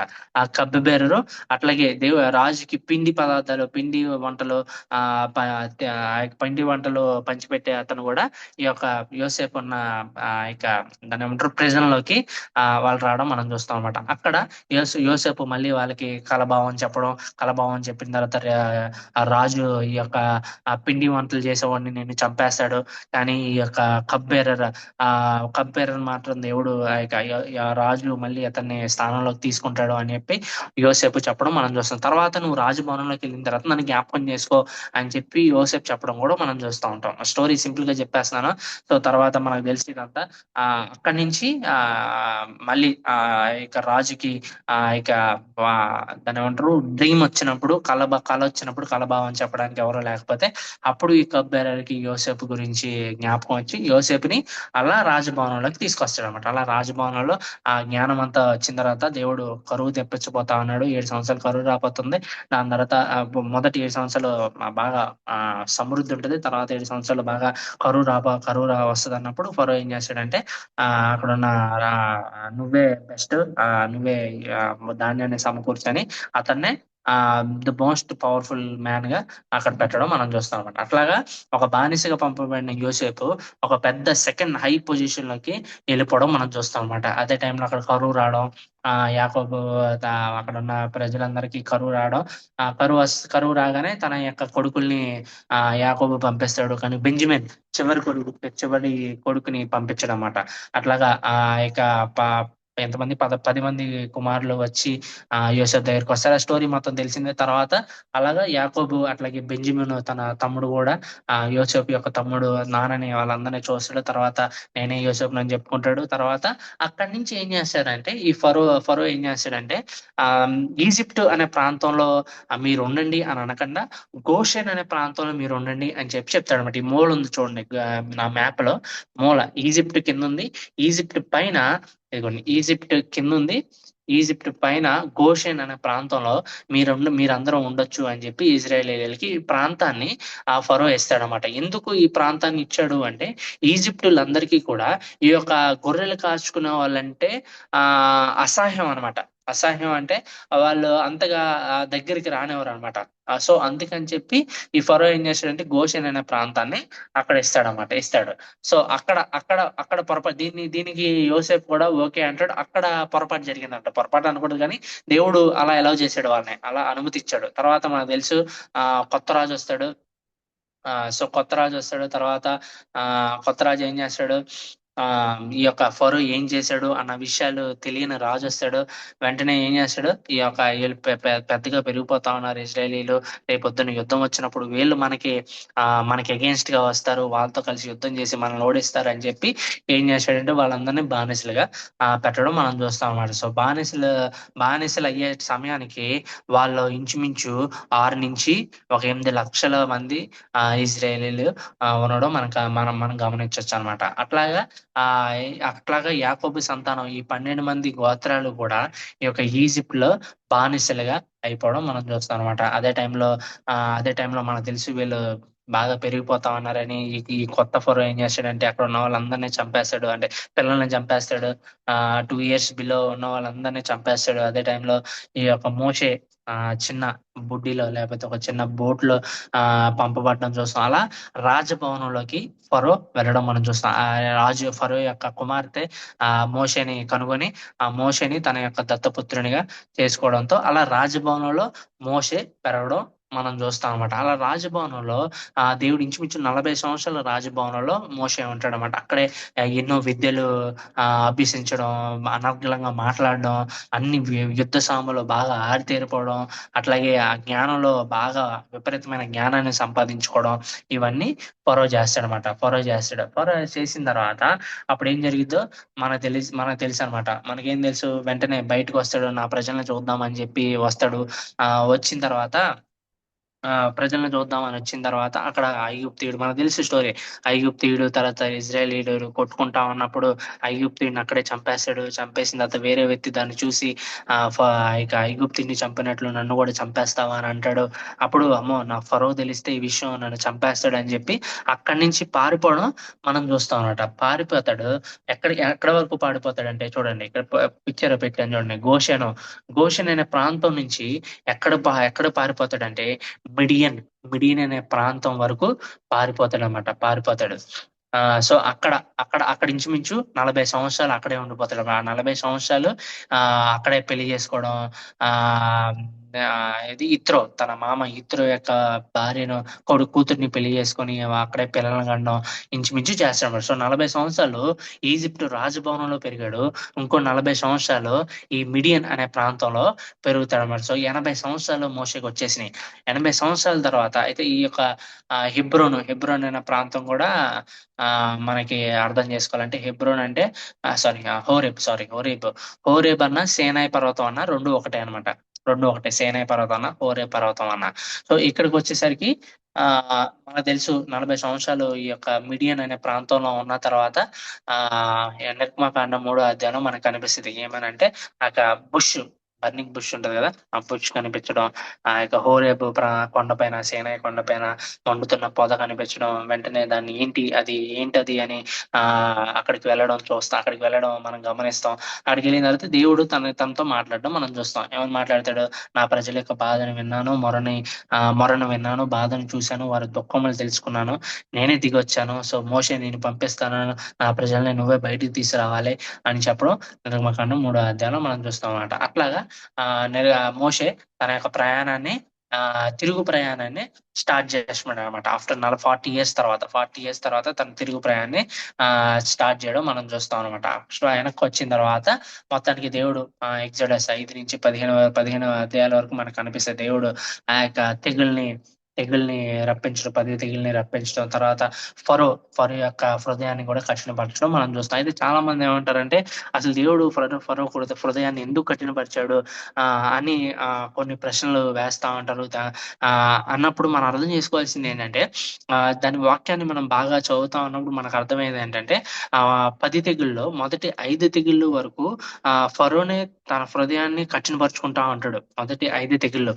కానీ 6వ తెగులు నుంచి మనకు కనిపిస్తుంది దేవుడే తన హృదయాన్ని కఠినపరిచాడు అన్నట్లు మనకు కనిపిస్తుంది అన్నమాట. సో దేవుడు అవకాశం ఇస్తా ఉంటాడు, కానీ ఫరో దాన్ని ఉపయోగించుకోడు, తన హృదయాన్ని తననే కఠినపరుచుకుంటా ఉంటాడు. కానీ 6 నుంచి 10 తెగుళ్ళు వచ్చేసరికి దేవుడే తన హృదయాన్ని కఠినపరిచినట్లుగా మనకు కనిపిస్తుంది. కానీ చివరి తెగులు వచ్చేసరికి, అంటే చివరి తెగులు మనకు తెలుసు, ఎవరైతే రక్తాన్ని వాళ్ళ ఇంటికి పూసుకుంటారో దేవుడు ఆ యొక్క దాడుతా ఉంటాడు. మరణ దోత దాడుతా ఉన్నప్పుడు ఆ దాటుతుంది. ఆ యొక్క ఎవరింట్లో అయితే ఆ రక్తపు మరకలు ఉంటారో ఆ ఇంట్లో తొలిచూలు బిడ్డ చనిపోదు. ఎవరింట్లో అయితే ఆ రక్తపు ఉంటదో సో ఆ ఇంట్లో తొలిచూలు బిడ్డ చనిపోద్దని లాస్ట్ తెగులు మనకు తెలుసు. తర్వాత ఫరో యొక్క కొడుకు చనిపోవడం మనం చూస్తాం. అలాగా ఫరో ఏం చేస్తాడంటే, మీరు వెళ్ళండి, మీరు ఈ యొక్క మా యొక్క ఈజిప్ట్ ని వదిలేసి వెళ్ళిపోండి అని చెప్పి ఫరో చెప్పడం మనం చూస్తాం అన్నమాట. కానీ తర్వాత ఫరో మళ్ళీ ఇజ్రాయేలీని తరమడం మనం చూస్తాం. సో ఇక్కడి నుంచి మొదలవుతుంది వాళ్ళ ప్రయాణం. ల్యాండ్ ఆఫ్ గోషన్ అనే దగ్గర నుంచి ప్రయాణం అయ్యి అలా వచ్చేసరికి ఇక్కడ ఎర్ర సముద్రం కనిపిస్తుంది అనమాట. ఇక్కడ ఎర్ర సముద్రం మధ్యలో ఒక చిన్న సముద్రం. మనం చాలాసార్లు ఏమనుకుంటాం అంటే ఎర్ర సముద్రం అనేది ఒక పెద్ద మహాసముద్రం అని అనుకుంటాం. వాస్తవానికి అది మహాసముద్రమే, కానీ అదొక చీలిక అనమాట. చాలా పెద్దది. ఇక్కడ చూడడానికి చాలా చిన్నగా కనిపిస్తుంది, కానీ అది దగ్గరికి చూస్తా అన్నప్పుడు చాలా చాలా పెద్దది అనమాట, చాలా పెద్దది. సో ఇలా వాళ్ళు ఈ యొక్క ప్రాంతం, ఈ రెడ్ మార్క్ కనిపిస్తుంది కదా, ఈ రెడ్ మార్క్ లో నుంచి వాళ్ళు ఇలా దాటుతూ మనం చూస్తాం. దాటిన తర్వాత వాళ్ళు అక్కడి నుంచి ప్రయాణమై ఈ సేనాయి హోరేబ్ అనే ప్రాంతం దగ్గరికి వస్తారన్నమాట. ఎన్ని దినాలు వాళ్ళు ప్రయాణం చేస్తా వచ్చారంటే 3 నెలలు. 3 నెలలు ఇక్కడి నుంచి ఇక్కడి వరకు 3 నెలలు వచ్చేస్తారన్నమాట. 3 నెలలు వాళ్ళు ఈ హోరేబు ప్రాంతం దగ్గరికి రావడం మనం చూస్తామన్నమాట. అయితే ఈ యొక్క ప్రాంతంలో వెళ్తా ఉన్నప్పుడే వాళ్ళు దేవుణ్ణి శోధించడం మనం చూస్తాం. ఈ యొక్క గోషేన్ నుంచి హోరేబు ప్రాంతం వెళ్ళక ముందే వీళ్ళు సనగడం మనం చూస్తాము. ఈవెన్ ఎర్ర సముద్రం దగ్గర కూడా వాళ్ళు సనుగుతా ఉంటారు, మమ్మల్ని ఇక్కడ చంపడానికి తీసుకొచ్చావా అని అంటా ఉంటారు. ఇవన్నీ మనకి కనిపిస్తా ఉంటాయి. కానీ దేవుడు ఏదైతే కావాలో, ఏదైతే అప్పటికప్పుడు విషయాలు, ఆ యొక్క ఆకలిని తీరుస్తా ఉన్నాడు, దాహాన్ని తీరుస్తా ఉన్నాడు, ఇవన్నీ చేస్తా ఉన్నాడు. అక్కడ పక్కన వాటర్ అవుతా ఉంటది. వాళ్ళకి వాటర్ అవుతా ఉన్నప్పుడు పక్కన చేదు వాటర్ ఉన్నప్పుడు ఒక చిన్న వుడ్, ఒక చెక్క దాంట్లో వేయగానే అది తాగే వాటర్ గా, ఆ తీయటి వాటర్ గా అయిపోవడం మనం చూస్తాము. అట్లాగే వాళ్ళ హంగర్ ను కూడా తీర్చడం మనం చూస్తాం. సో 16వ అధ్యాయం వచ్చేసరికి ఇది చాలా కీలకం అనమాట. 16వ అధ్యాయం దగ్గరికి వచ్చేసరికి దేవుడు చెప్తాడు, ఏమని చెప్తాడంటే, నేను మీ యొక్క హృదయాల్ని పరిశీలిస్తాను, మిమ్మల్ని నేను టెస్ట్ చేస్తాను అన్న విషయాన్ని చెప్తారన్నమాట. ఎలా టెస్ట్ చేస్తానంటే, ఆ నేను మన్నాను కురిపిస్తాను. ఆ మన్నాని మీరు ఏం చేయాలంటే ఆ రోజుకే సమకూర్చుకోవాలి. నెక్స్ట్ రోజుకి మీరు ఎట్టి పరిస్థితుల్లో దాన్ని దాచుకోకూడదు. ఏ రోజు మన్నా ఆ రోజే మీరు తీసుకోవాలన్న విషయాన్ని చెప్తాడు. ఎలా అంటే, ఎందుకు అలా చెప్పాడు అంటే, దేవుడు డైలీ డిపెండెన్స్ ఆన్ గాడ్, దేవుని మీద ప్రతిరోజు డిపెండ్ అవ్వాలి, ఆయన మీద ఆధారపడాలి అన్న లెసన్ ని, అన్న పాఠాన్ని వాళ్ళకి నేర్పించడం కోసం దేవుడు ఏ రోజు మన్నా ఆ రోజు కురిపించడం చూస్తాం అనమాట. అట్లాగే మరి 7వ రోజున మీరు విశ్రాంతి దినం కదా, విశ్రాంతి దినం రోజున ఏ పని చేయకూడదు కాబట్టి దేవుడు ఏం చెప్తాడంటే, సాటర్డే, ఈ శనివారం రోజునే డబల్ పోర్షన్ నేను మన్నాను కురిపిస్తాను. అప్పుడు ఆ మన్నాని మీరు నెక్స్ట్ రోజుకి మీరు దాచుకోవాలి అన్న విషయాన్ని చెప్తాడనమాట. సో మిగిలిన రోజుల్లో మీరు ఎట్టి పరిస్థితుల్లో ఆ మన్నాని నెక్స్ట్ రోజుకి దాచుకోకూడదు అని చెప్తాడు. ఒకవేళ దాచుకుంటే ఏమైంది, అది పాడైపోతుంది అన్న విషయాన్ని కూడా చెప్తాడు. సో దేవుడు అంత క్లియర్ ఎక్స్ప్లెనేషన్ ఇచ్చిన తర్వాత కూడా చాలా మంది ఇజ్రాయెల్ ప్రజలు అక్కడ మన్నాని దాచుకోవడం మనం చూస్తాము. అట్లాగే విశ్రాంతి దినాన్ని కూడా ఆచరించకుండా వాళ్ళు ఏం చేశారంటే ఆ రోజును కూడా బయటికి వెళ్ళి మన్నాని తీసుకోవడం చూస్తాం అనమాట. అది దేవునికి ఎప్పటికప్పుడు అక్కడ దేవుని శోధిస్తా ఉండడం మనం చూస్తా ఉంటాము. అట్లాగే వాటర్ దగ్గర కూడా వాళ్ళకి బండ నుంచి వాటర్ రప్పించడం చూస్తా ఉంటాం అనమాట. సో నిర్గమాకాండం 19వ అధ్యాయం నుంచి 31 అధ్యాయం మనం చూస్తా ఉన్నప్పుడు దేవుడు వాళ్ళతో ఆ యొక్క నిబంధనని చేసుకోవడం మనం చూస్తాం అన్నమాట. సో 19వ అధ్యాయం దగ్గరికి వచ్చేసరికి వాళ్ళు సేన అనే కొండ దగ్గరికి వాళ్ళు వస్తారన్నమాట. వచ్చిన తర్వాత అక్కడ దేవుడు తాను ప్రత్యక్షపరుచుకుంటాడు ఇజ్రాయెల్ ప్రజలతో. సో అక్కడ ఉన్న ప్రజలందరికీ, ఇంక్లూడింగ్ మోషేకి మాత్రమే కాకుండా ఇజ్రాయెల్ ప్రజలందరితో తను ప్రత్యక్షపరుచుకుంటాడు అనమాట. ఎట్లా ప్రత్యక్షపరుచుకుంటాడంటే, మనకి నిర్గమకాండం 19వ అధ్యాయం మనం చదివితే మనకు అర్థమైంది. అది మహా భయంతో, ధూములతో, అది దాని ఏమంటారు, ధూపము, ఫైరు, మంట, అలాంటిది ఎప్పుడు కూడా ఇజ్రాయెల్ ప్రజలు చూడలేదన్నమాట. అంతేకాదు, దేవుడు తన కంఠస్వరంతో ఇజ్రాయెల్ ప్రజలతో మాట్లాడడం మనం చూస్తాం అనమాట. సో తన కంఠస్వరంతో దేవుడు ఏం మాట్లాడాడు ఇజ్రాయెల్ ప్రజలతో అంటే, ఆ యొక్క 10 ఆజ్ఞల్నే దేవుడు తన కంఠస్వరంతో ఇజ్రాయెల్ ప్రజలతో చెప్పాడు అనమాట. సో ఆ ఇజ్రాయెల్ ప్రజలందరూ కూడా 10 ఆజ్ఞల్ని దేవుని యొక్క కంఠ స్వరంలో నుంచే వాటిని ఫస్ట్ టైం విన్నారు. ఇంకేం చెప్తాడంటే, దేవుడు ఒక ఇన్స్ట్రక్షన్ ఇస్తాడు, క్లియర్ ఇన్స్ట్రక్షన్. ఏంటి అంటే, మీరు నా ఆజ్ఞలు గైకుంటే గనక, మీరు నా నిబంధనలు గైకుంటే గనక, మీరు మాకు స్వకీయ సంపాద్యం అవుతారు. స్వకీయ సంపాద్యం అంటే మీకు తెలుసా? స్వకీయ సంపద అంటే, ఇప్పుడు ఫర్ ఎగ్జాంపుల్ ఈ యొక్క ఫోన్ ఉంది. ఈ ఫోన్ ని నా సొంత డబ్బులతో కొనుక్కున్నా. సో ఈ సొంత డబ్బులతో కొనుక్కున్నాను కాబట్టి నేను చాలా చక్కగా చూసుకుంటా దాన్ని. ఇది నాది, నా సొంతం. దాని మీద మరకలు పడకుండా ఎప్పటికప్పుడు కవర్ మారుస్తూ, ఎప్పటికప్పుడు స్క్రీన్ గార్డ్ మారుస్తూ చూసుకుంటా. ఎందుకంటే అది నాది, నా సొంతం. అట్లాగే మీరు నా ఆజ్ఞలు గైకుంటే మీరు నా సొంతం అవుతారు, మీరు నా ప్రజలు అవుతారు అని చెప్పి దేవుడు చెప్తాడు అనమాట. ఆఫ్టర్ ఆల్ నేనే మనిషినే, ఈ మొబైల్ ని ఎంత బాగా చూసుకుంటాం అన్నప్పుడు దేవుడు, సృష్టికర్త అయిన దేవుడు ఎంత బాగా చూసుకుంటాడు ఇజ్రాయెల్ ప్రజల్ని అన్నది మనం అర్థం చేసుకోవాలి. అది మనం అర్థం చేసుకోవాలి. తర్వాత మనం చూస్తే తర్వాత 25 నుంచి 31 చాప్టర్స్ లో మనం చూస్తే ఈ యొక్క టాబర్నికల్ ఈ ప్రత్యక్ష గుడారాన్ని ఎలా తయారు చేయాలి అని క్లియర్ ఇన్స్ట్రక్షన్స్ మోషేకి ఇవ్వడం మనం చూస్తాం అనమాట. మోషేకి ఇవ్వడం చూస్తాం. సో ఇట్లా ఉంటది ఆ మోషే యొక్క ప్రత్యక్ష గుడారం. సో ఇది ఒక టెంట్ అన్నమాట. టెంట్ అంటే వాళ్ళు ప్రయాణం చేసే కొలిది దీన్ని డిస్మాంటిల్ చేయొచ్చు అప్పటికప్పుడే ఊడదీసి. అంటే కొన్ని చైర్స్ ఉంటాయి కదా, కొన్ని చైర్స్ దాన్ని మడత పెట్టేసుకోవచ్చు. లేదా కొన్ని మంచాలు కూడా ఉంటాయి, డిస్మాంటిల్ చేసుకుంటే మడత పెట్టుకోవచ్చు. దాని తర్వాత కావాల్సి వచ్చినప్పుడు మళ్ళీ వేసుకోవచ్చు, అట్లాగనమాట. సో వీళ్ళు ప్రయాణం చేస్తా ఉన్నప్పుడు దీన్ని మళ్ళీ డిస్మాంటిల్ చేసి వాళ్ళు ఎక్కడైతే ఏ ప్రాంతంకి వెళ్తారో ఎక్కడికి వెళ్తారో మళ్ళీ అక్కడ వేసుకోవడం అన్నమాట. సో పర్మనెంట్ గా ఉండేది కాదు ఈ ప్రత్యక్ష గుడారం. సో ఇందులో ఏమంటే మనకు తెలుసు, స్టార్టింగ్ లో ఈహబ్ అంటారు దీన్ని, మనోరా అంటాం, లేకపోతే ఇక్కడ ఇక్కడ ఇక్కడ బలులు అర్పిస్తా ఉంటారు. ఇదేమో పరిశుద్ధ స్థలం అంటారు దీన్ని. ఈ మొత్తాన్ని పరిశుద్ధ స్థలం అంటారు. ఇదంతా ఏమో అతి పరిశుద్ధ స్థలం అంటారు. అతి పరిశుద్ధ స్థలం అంటారు అనమాట. సో ఇంకొంచెం ముందుకు వెళ్దాం, దీన్నే ప్రత్యక్ష గుడారం అంటారు. అండ్ దెన్ నిర్గమకాండం 32 నుంచి 40 అధ్యాయాలు మనం చూస్తా ఉన్నప్పుడు ఇజ్రాయెల్ ప్రజలు అతి పెద్ద పాపాన్ని చేయడం మనం చూస్తాం. మనకు తెలుసు కదా, వాళ్ళు ఈ యొక్క దూడని, బంగారు దూడని వాళ్ళు చేసుకోవడం మనం చూస్తాం అనమాట. అయితే ఆ టైంలో మోషే ఎక్కడికి వెళ్ళాడో మనకు తెలుసు. మోషే దేవునితో సంభాషిస్తా ఉంటాడు. మనం ఆ యొక్క నిర్గమకాండం 19 అండ్ అట్లాగే 24 అధ్యాయము 32 అధ్యాయం మనం చదువుతా ఉన్నప్పుడు దేవుడు ఏమంటాడంటే, ఈ 10 ఆజ్ఞల్ని నేను రాత రూపంలో నీకు ఇస్తాను రా అని చెప్పి ఈ యొక్క సేనాయి కొండపైకి పిలవడం మనం చూస్తాం అనమాట. అక్కడికి వెళ్ళి దేవునితో సంభాషిస్తా ఉంటాడు. ఇంచుమించు ఒక రోజు కాదు, 2 రోజులు కాదు, 40 దినాలు దేవునితో సంభాషించడం మనం చూస్తాము. ఆ టైంలో ఇజ్రాయెల్ ప్రజలు ఎన్నోసార్లు నువ్వు చెప్పిందల్లా మేము చేస్తాం, నీ ఆజ్ఞలు గైకుంటాం నోటితో చెప్పినప్పటికీ ఆ రోజున 40 రోజులు వచ్చేసరికి వాళ్ళు మర్చిపోతారు. 40 రోజుల్లో దేవుడికి ఏం తీర్మానాలు చేశారన్న విషయాన్ని మర్చిపోయి వాళ్ళు ఏం చేశారంటే బంగారు దూడని చేసుకోవడం మనం చూస్తాం అనమాట. ఇది అహరోన్ లీడర్షిప్ లో ఇది జరుగుద్ది. సో వెంటనే దేవుని యొక్క ఆగ్రహం వాళ్ళ మీద రావడం, దేవుని యొక్క ఉగ్రత రావడం, వెంటనే మోషేని ఏమంటాడంటే, నువ్వు పక్క తప్పుకో, వీళ్ళందరినీ చంపేస్తాను, నీ సంతానం నేను అభివృద్ధి చేస్తాను అన్నప్పుడు మోషే వేడుకుంటాడు.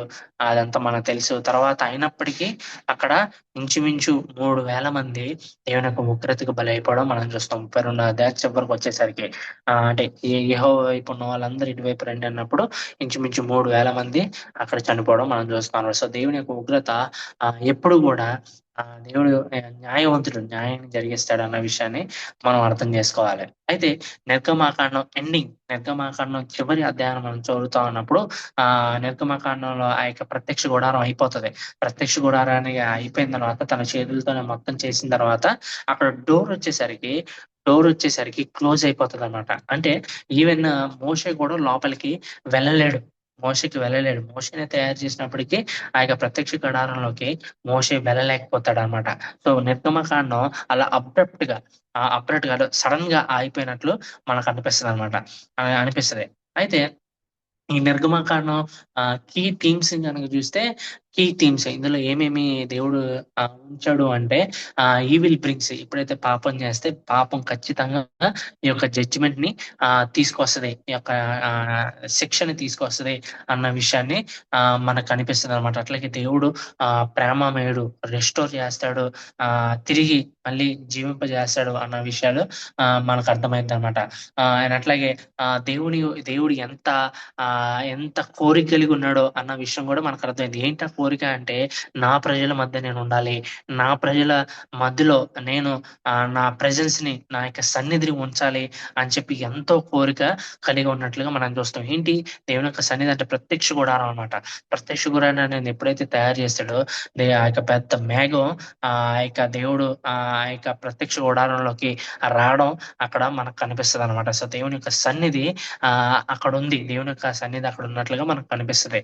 సో దేవుడు ఎంతగానో కోరుతా ఉన్నాడు, తన ప్రజల మధ్యలో ఉండాలి అన్న విషయం కూడా మనకి ఎగ్జోడస్ మొత్తంలో మనకు కనిపిస్తుంది అనమాట. అట్లాగే దేవుడు ఎంత నమ్మకమైన వాడు, పాపం చేస్తున్నప్పటికీ, ఇజ్రాయెల్ ప్రజలు శోధిస్తున్నప్పటికీ, వాళ్ళని వాళ్ళ శిక్షకు పాత్రులైనప్పటికీ దేవుడు తన కృపని, తన తన విశ్వాసతని చూపిస్తున్నట్లు మనకి ఆ యొక్క నిర్గమాకాండం మొత్తంలో మనకు కనిపిస్తుంది అనమాట.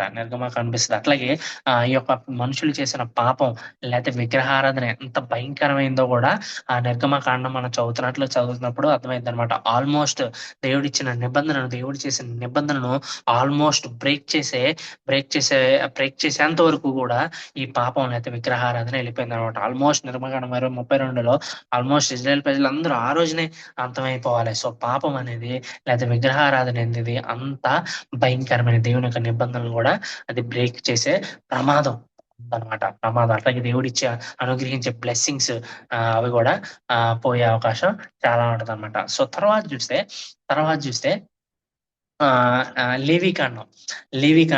సో ఇక్కడ చూస్తే గనక ఆ ఆ ఎగ్జోడస్ కి వచ్చేసరికి చివరిలో మనం చెప్పాం కదా, మోషే ఆ యొక్క ప్రత్యక్ష గుడారంలోకి వెళ్ళలేకపోతా ఉంటాడు. కానీ నెంబర్స్ సంఖ్యాకాండం వచ్చేసరికి మనకేం కనిపిస్తుంది అంటే మోషే లోపలికి వెళ్ళిపోయినట్లు కనిపిస్తుంది.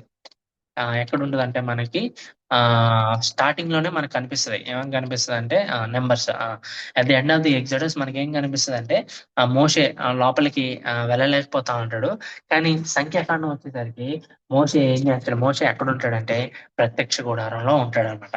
సో ఏం జరిగింది ఈ మధ్యలో అంటే, ఈ మధ్యలో ఉన్న కీలకమైన పుస్తకం లేకపోతే ఈ మోషేని బయట ఉన్న మోషేని లోపల రావడానికి ఏమి అర్హత లేకపోతే ఏం క్వాలిఫికేషన్ లేకపోతే ఏం జరిగింది లోపల రావడానికి అతనికి ఎలాగా అనుమతి వచ్చింది అని తెలియాలంటే అది మనం లేవికాండం మనం చదవాలి. సో మిడిల్ లో ఉంటది అనమాట లేవికాండం. ఈ లేవికాండం అంతా కూడా ఈ యొక్క దాని ఏమంటారు పాపి అయిన మోషే లేకపోతే ఈ పాపి అయిన ప్రజలు ఎట్లాగా దేవుని సన్నిధికి రాగలరో అన్న విషయాన్ని లేవికాండం మనకి తెలియజేస్తాం అనమాట. సో లేవికాండాన్ని మనం చూస్తే గనక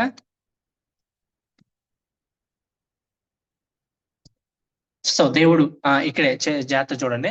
సో దేవుడు పరిశుద్ధుడు, ఆయన సృష్టికర్త, జీవాధిపతి. ఈ మెటీరియల్ అంతా నేను ప్రాజెక్ట్ బైబిల్ దగ్గర నుంచి తీసుకోవడం జరిగింది, బైబిల్ ప్రాజెక్ట్ నుంచి. మీరు కావాలంటే మీరు అందులో వీడియోస్ కూడా చూడొచ్చు. సో దేవుడు సృష్టికర్త, జీవాధిపతి అన్న విషయాన్ని తెలియజేస్తాడు. అట్లాగే పరిశుద్ధుడు అన్న విషయాన్ని తెలియజేస్తాడు. పరిశుద్ధుడు అంటే ఆయన లాంటి వాడు ఇంకోటి లేడు అని. ఎన్నో దోతలతో, వేలాది దోతలతో పరిశుద్ధుడు అని కొనియాడబడతా ఉంటాడు కదా. ఆ పరిశుద్ధత అంటే అర్థం ఏంటంటే ఆయన ప్రత్యేకం, ఆయన లాంటి వాడు ఇంకోటి లేడు అని అర్థం అనమాట. అయితే ఇటుపక్క చూస్తే ఇజ్రాయెల్ ప్రజలు కనుక చూస్తే వాళ్ళలో అక్రమం ఉంది, వాళ్ళలో పాపం ఉంది, ఇవన్నీ కూడా వాళ్ళలో ఉన్నాయన్నమాట. ఇక్కడ దేవుడు పరిశుద్ధుడైతే ఆ ఇజ్రాయెల్ ప్రజలు అపవిత్రులు అనమాట. సో ఈ అపవిత్రులైన ఇజ్రాయేలీలు ఈ పరిశుద్ధమైన దేవుని సన్నిధిలోకి ఎలా రావాలి అని తెలియజేసేదే లేవికా అనమాట. అంటే ఇక్కడ బొమ్మ కూడా చూడండి, ఈ యొక్క బ్లాక్ లో వేశారు. ఈ బ్లాక్ లో ఉన్న వాళ్ళు ఈ వైట్ గా ఎలా రావాలి అని తెలియజేసే ఈ ట్రాన్సాక్షనే లేవికాండం అనమాట. ఈ ట్రాన్సాక్షనే లేవికాండం. సో లేవికాండం కనుక మనం చూస్తే 1 నుంచి 7 అధ్యాయాలు చూస్తే మనకి ఆచార సంబంధమైన బలులు ఉంటాయి, అనేక బలులు ఉంటాయి. ధాన్యం మరియు సహవాస అర్పణలు, చాలా అర్పణలు ఉంటాయి. బర్ంట్ ఆఫరింగ్ అని, థ్యాంక్స్ గివింగ్ ఆఫరింగ్ అని, ఇలా చాలా ఆఫర్ అన్ని కనిపిస్తా ఉంటాయి. అట్లాగే కాల్చి అర్పణలు మనకు కనిపిస్తా ఉంటాయి అనమాట. అండ్ దానికి చూస్తే 8 నుంచి 10 అధ్యాయాలు కనుక చూస్తే యాజకులు అభిషేకించబడడం, యాజకులను ఎలా అభిషేకించాలి అన్న విషయాలు మనకు కనిపిస్తాయి. అహరోను అతని కుమారుల్ని అభిషేకించాడు అన్నట్లు కనిపిస్తా ఉంటది. అట్లాగే అహరోను యొక్క కుమారులు పాపం చేస్తారు, వాళ్ళు వెంటనే చనిపోవడం మనం చూస్తాము అక్కడ. అంటే దేవుని యొక్క పనిష్మెంట్ ఎంత తీవ్రంగా ఉంటుందో, దేవుడు పెట్టిన ఆజ్ఞలను మనుషులు గైకొనకపోతే ఎంత తీవ్రంగా ఉంటుందో అనేది మనం ఈ యొక్క అహరోను యొక్క కుమారుల జీవితం నుంచి మనం చూడొచ్చు. దాన్ని చూస్తే 10 మధ్యలోది చూద్దాము. మధ్యలో తర్వాత చూద్దాం. 21 నుంచి 22 గనక మనం చూస్తే యాజకులు ఎట్లా ఉండాలి? వాళ్ళకు ఉండాల్సిన అర్హత ఏంటి? వాళ్ళ నైతికత నైతికంగా ఉండాలి, యథార్థంగా ఉండాలి అన్న విషయాలు యాజకుల గురించి మాట్లాడుతా ఉంటదన్నమాట. అట్లాగే వాళ్ళు ప్రాతినిధ్యం వహించాలి అనే విషయాలు మనకు కనిపిస్తది. సో 23 నుంచి 25 గనక చూస్తే 7 పండుగల గురించి మనకి కనిపిస్తది అనమాట. 7 పండుగలు పస్కా పండుగ, పులియని రొట్టెల పండుగ, ప్రథమ ఫలాల పండుగ, వారాల పండుగ, లేక పెంతుకొస్తు బోరల పండుగ, పాప పరిహారార్థ దినం, గుడారాల పండుగ, వీటిని కూడా మనం కొంత చూద్దాము. అసలు ఎప్పుడు చేస్తారు, ఎలా చేస్తారు, ఎందుకు చేస్తారు అనేది కూడా మనం చూద్దాము. సో ఆ పండుగల గురించి మనకు కనిపిస్తది. అండ్ అట్లాగే 11 నుంచి 15 ఈ మిడిల్ పార్ట్ లో చూస్తే గనక ఇందులో ఏంటి అంటే పాపం ఎట్లాగా దేవుడు ఇజ్రాయెల్ ప్రజల్ని సెపరేట్ చేయాలనుకున్నాడు, ఎట్లాగా ప్రత్యేకించాడు, ప్రత్యేకపరచబడ్డాడు ప్రత్యేకపరచబడ్డారు అన్న విషయాన్ని ఇక్కడ మనకు కనిపిస్తుంది అనమాట. ఏమని కొన్ని ఫుడ్స్ తినద్దంటాడు, పంది మాంసం, తర్వాత ఆక్టోపస్, బ్యాట్, ఇవన్నీ కూడా తినద్దంటారు. మా బాడీ చనిపోయిన బాడీని ముట్టుకోవద్దు అన్న విషయాల్ని చెప్తా ఉంటాడు. విసర్జించిన ద్రవాల్ని త్రాగడం అవన్నీ చేయొద్దు, ఎందుకంటే చర్మ వ్యాధులు వస్తాయి. ఈ విషయాలన్నీ కూడా అంటే జీవితంలో ప్రతి రంగాన్ని ప్రభావితం చేస్తుందని. ఎందుకంటే ఈ యొక్క నీచమైన ఈ యొక్క వీటిని తినడం ద్వారా, లేకపోతే నీచమైన వాటిని ఇది అపరిశుభ్రంగా ఉన్న వాటిని ముట్టుకోవడం వల్ల జీవితానికి ప్రభావితం అవుతుందని దేవుడు వాళ్ళని ప్రత్యేకంగా ఉంచాలని చెప్పి దేవుడు కొన్ని వాటిని ఈ నియమాల్ని పెట్టడం మనం చూస్తాం అనమాట. సో ప్రతి రంగంలోనూ వాళ్ళు పరిశుద్ధంగా ఉండాలి అని చెప్పి దేవుడు కోరుతా ఉన్నాడు. ఓకే. అండ్ దెన్ 18 నుంచి 20 వరకు చూస్తే పవిత్రత ఆచారాల గురించి మనకు కనిపిస్తాయి. పేదలని పట్టించుకోవాలి, పూర్ పీపుల్ పట్టించుకోవాలి, విడోస్ ని పట్టించుకోవాలని మనకు కనిపిస్తుంది. లైంగికపరమైన యథార్థత గురించి వ్యభిచారానికి దూరంగా ఉన్న విషయాల గురించి మాట్లాడద్దండి. సామాజిక న్యాయం గురించి మాట్లాడద్ది. ఈ అన్ని విషయాల గురించి లేవికాండం మాట్లాడుతూ ఉంటాం. సో కనానీయులకు భిన్నమైన రీతిలో ఇజ్రాయెల్ ప్రజలు జీవించాలని చెప్పి దేవుడు ఈ యొక్క ఆజ్ఞలన్నీ పెట్టడం మనం చూస్తాం అన్నమాట. సో ఈ యొక్క 16 నుంచి 17 అనేది చాలా కీలకం అనమాట. ఎందుకంటే ఈ యొక్క లేవికాండంలో చాలా మిడిల్లో ఉంటది. ఈ యొక్క 16, 17 అధ్యాయాలు చాలా మిడిల్లో ఉంటది. ఈ మిడిల్లో ఉండేది ఏంటి అంటే అది ఇంపార్టెంట్ అనమాట. ఏంటి అంటే పాప పరిహారార్థ దినం, డే ఆఫ్ అటాయిన్మెంట్ అంటాం. ఏంటి దీని యొక్క ప్రత్యేకత అంటే ఈ యొక్క ప్రధాన యాజకుడు ఆ రోజున మాత్రమే, సంవత్సరానికి ఒక్కసారి మాత్రమే మనం చెప్పుకున్నాం కదా, అతి పరిశుద్ధమైన స్థలానికి వెళ్తాడు. ఈ ప్రదేశానికి వెళ్తాడు అనమాట. అతి పరిశుద్ధ స్థలానికి. అయితే ఏం చేస్తాడు ఆ పాప పరిహారార్థ బలం అంటే మనం దాన్ని పండుగల్లో చూద్దాము, దాని ఫీస్ట్ లో చూద్దాము. ఇంకొంచెం ముందుకు వెళ్ళినప్పుడు మీకు అర్థమవుతుంది. ఓకే. సో లెవిటికస్ దీన్ని ఆల్రెడీ చూసాం మనం. అండ్ ఫీస్ట్ అండ్ ఫెస్టివల్స్ కనుక చూస్తే సో అగ్రికల్చర్ సైకిల్ ని మనం అర్థం చేసుకోవాలి. అగ్రికల్చర్ సైకిల్ అంటే మనకు తెలుసు ఈ యొక్క అగ్రికల్చర్ వ్యవసాయం చేసే వాళ్ళకి మనకు బాగా కనిపిస్తుంది. అగ్రికల్చర్ ఇయర్ ఎప్పుడు స్టార్ట్ అయ్యింది అంటే సెప్టెంబర్ అక్టోబర్ ఆ టైంలో స్టార్ట్ అయింది. మళ్ళీ ఎప్పుడు ఎండ్ అయింది అంటే మళ్ళీ నెక్స్ట్ ఇయర్ సెప్టెంబర్ అక్టోబర్ కి ఎండ్ అవుతుంది. సో ఇందులో ఫార్మర్స్ ఎవరైనా ఉంటే నేను తప్పు చెప్తున్నట్లయితే మీరు చెప్పాల్సిందిగా నేను కోరుతా ఉన్నాను. సో సెప్టెంబర్ లో మొదలైంది. అండ్ హెబ్రూ లోనార్ మంత్స్ అంటారు దీన్ని. హెబ్రూ క్యాలెండర్ ప్రకారం హెబ్రూ వాళ్ళు ఆచరించేది మనలాగా సెప్టెంబర్ అక్టోబర్ కాదనమాట. ఇవి అంతకు ముందు నుంచే ఉన్నాయి. తిష్రి అని ఇవన్నీ ఉన్నాయి కదా. హెబ్రూ క్యాలెండర్ ఇస్ డిఫరెంట్ అనమాట. సో ఎక్కడి నుంచి మొదలైతే అంటే సెప్టెంబర్ అక్టోబర్ నుంచి మొదలైద్ది అనమాట. సో ఫీస్ట్ మనం చూస్తాం. ట్రంపెట్స్ గురించి, డే ఆఫ్ అటాయిన్మెంట్, టాబర్నికల్, ఇక్కడ ఫీస్ట్ అన్ని ఈ దినాల్లో జరిగి మీకు కావాలంటే ఫోటో తీసుకోండి. ఇది చాలా సింపుల్ గా మనం అర్థం చేసుకోవడానికి మనం దోహదపడుతుంది. తర్వాత ఇక్కడ చూస్తే కనుక సీజన్స్ కూడా మనం అర్థం చేసుకోవాలి. సెప్టెంబర్ ఎందుకు ఈ టైంలో సెప్టెంబర్ అక్టోబర్ టైంలో చేస్తారంటే ఇల్లి రైన్స్ ఆ టైంలోనే విత్తనాలు వేస్తారు కదా. విత్తనాలు జల్లుతారు. తర్వాత డిసెంబర్ జాన్ ఆ టైంలో మంచి వర్షాలు పడతాయి కాబట్టి మొక్కలు వస్తాయి అదే టైంలో.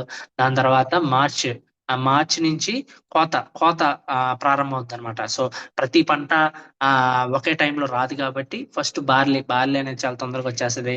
తర్వాత వీట్ అనేది వస్తుంది, తర్వాత వీటి ధాన్యాలు వస్తాయి, తర్వాత ఫస్ట్ ఫిగ్స్ అంటారు, ఫిగ్స్ ట్రీ అంటారు, తర్వాత గ్రేప్స్, తర్వాత ఇవన్నీ కూడా వస్తాయి అనమాట. చివరిలో ఆలివ్ ఆయిల్ వస్తుంది. ఆ ఆలివ్ ఆయిల్ వచ్చేసరికి ఇంచుమించు సంవత్సరం పైనే పట్టేస్తుంది అనమాట ఆలివ్ వచ్చేసరికి. సో ఇది జెవిష్ క్యాలెండర్ ఇది. దీనికి కావాలంటే మీరు ఫోటో తీసుకోవచ్చు.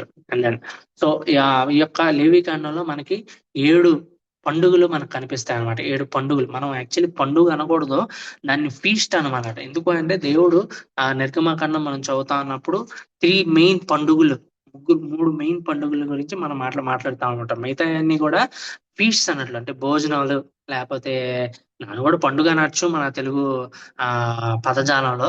కానీ ఇంగ్లీష్ భావజాలం మాత్రం అది ఫీస్ట్ అన్నమాట. 7 భోజనాలు అనమాట.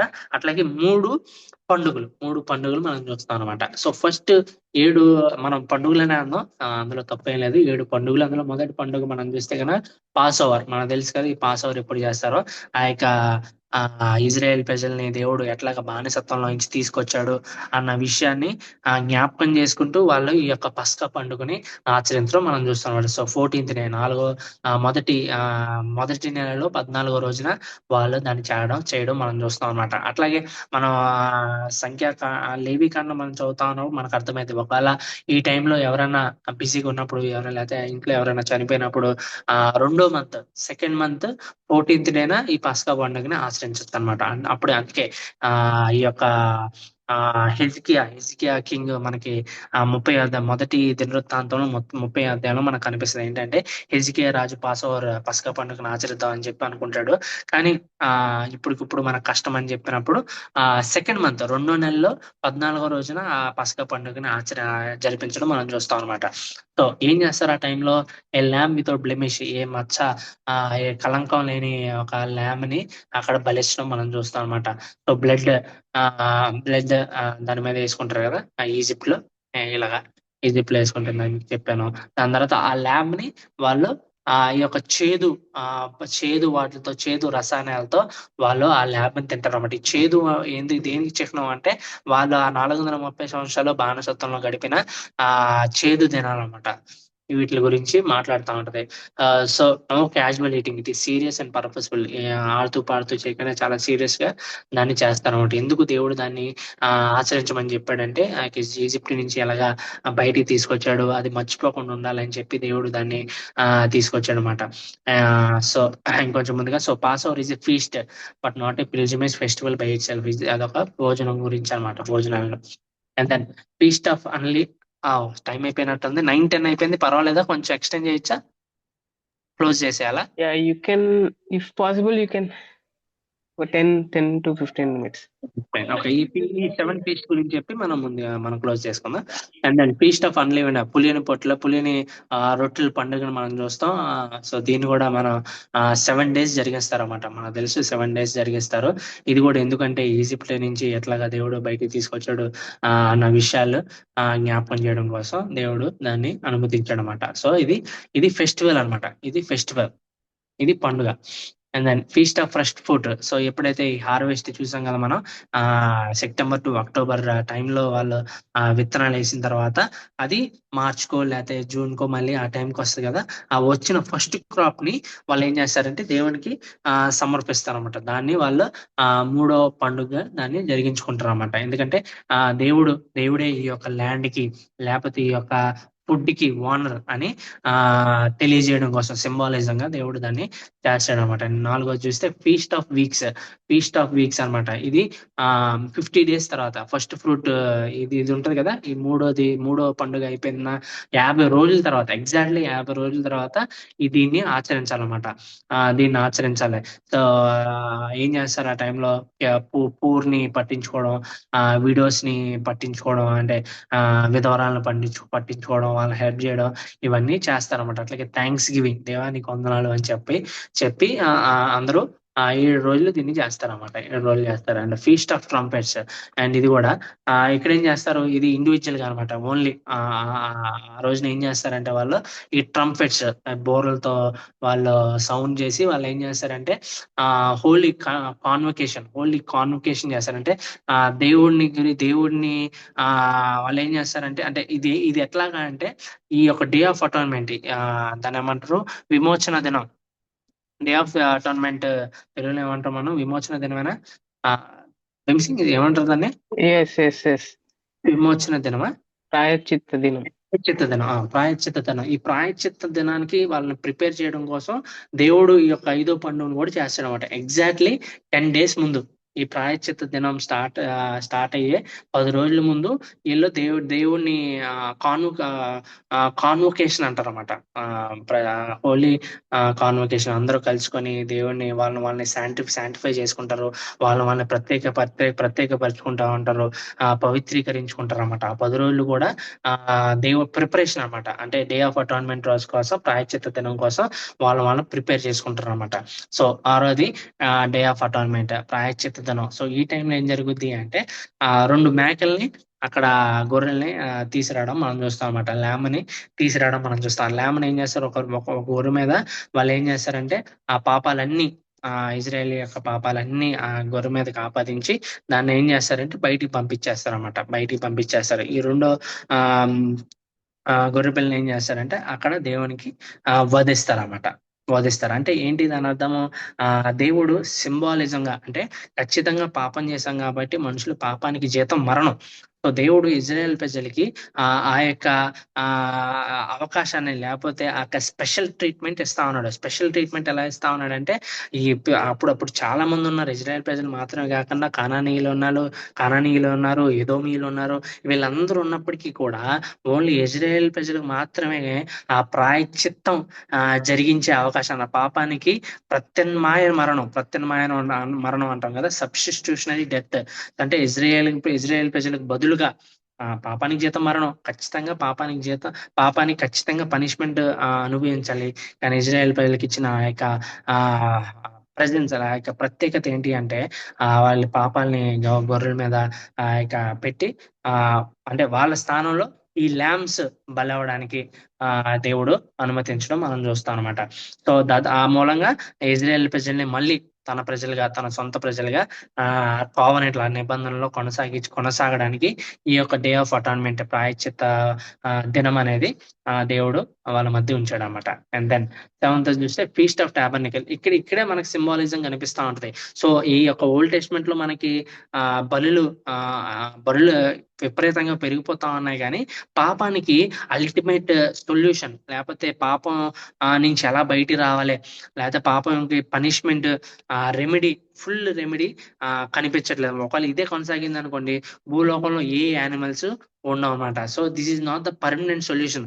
నిజంగా అది మనల్ని పరిశుద్ధంగా చేయలో మనల్ని దేవుని దగ్గరికి తీసుకెళ్లేదు. అందుకని దేవుడు ఏం చేశాడంటే ఆయన మానవునిగా భూలోకానికి వచ్చి ఈ యొక్క వీటి స్థానంలో యేసుక్రీస్తే తను తాను ప్రాణం పెట్టడం, ఆయన తిరిగి లేవడాన్ని మనం చూస్తాం అనమాట. So symbolism.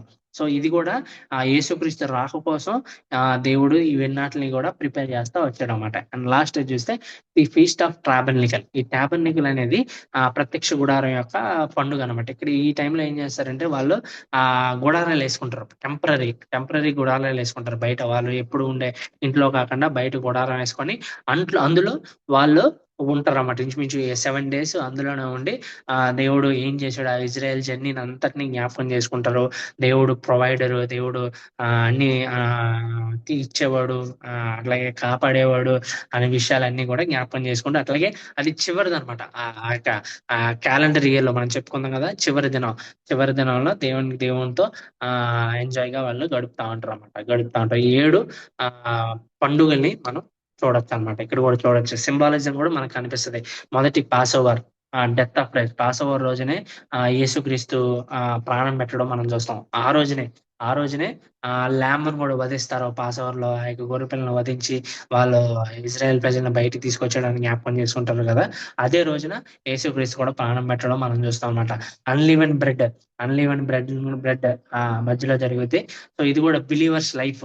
సో అక్కడి నుంచి దేవుడు మనిషిని దాని ఏమంటారు, పరిశుద్ధపరుచుకున్నాడు, పవిత్రీకరించాడు అన్నట్లుగా మనకి ఆ యొక్క రిజంబ్లెన్స్ మనకు కనిపిస్తుంది. తర్వాత ఫస్ట్ ఫ్రూట్ పండుగ వచ్చేసరికి యేసుక్రీస్తు పునరుద్ధానం అవడానికి మనకు కనిపిస్తుంది. తర్వాత ఫీస్ట్ ఆఫ్ వీక్స్, సో దానికి రిజంబ్లెన్స్ పెంతుకొస్తు రోజున పరిశుద్ధాత్ముడు ఇది అపోస్తుల కార్యాలు 2వ అధ్యాయంలో పరిశుద్ధాత్మ దేవుడు కిందగా వాళ్ళ మీదకి రావడం మనం చూస్తాం అన్నమాట. తర్వాత చివరి 3 పండుగలకి అవి ఫ్యూచర్ లో జరగబోతాయి అనమాట. ఫ్యూచర్ లో జరగబోతా ఉంటాయి. సో ఈ సింబాలిజం, ఈ పండుగలన్నీ కూడా రాబోతున్న మెస్సయ్యకి ఇదొక సింబాలిజం అంటే మనం ఎలా చెప్పాలి, యాదృచ్ఛికం కాదు, దాని ఏమంటారు, రిజంబ్లెన్స్ మనం ఏమంటారు, అలంకారికం. థ్యాంక్ యూ అలంకారికం అనమాట. సో ఈ మిగిలిన 3 మాత్రం రేపు ఫ్యూచర్ లో మనం చూడొచ్చు, లేకపోతే మన తర్వాత కూడా మనం చనిపోయిన తర్వాత అయినా ఇవి ఖచ్చితంగా జరుగుతాయి అనమాట. సో ఇక్కడ వరకు మనం ముగించుకుందాం. దాని తర్వాత మనం నెక్స్ట్ లెవిటికస్ తర్వాత ఇంకొంచెం రేపు కొంచెం ఫాస్ట్, నెక్స్ట్ సండే మనం ఫాస్ట్ గా వెళ్ళడానికి మనం ప్రయత్నం చేద్దాం. సో ఎనీ క్వశ్చన్స్ ఇప్పటి వరకు?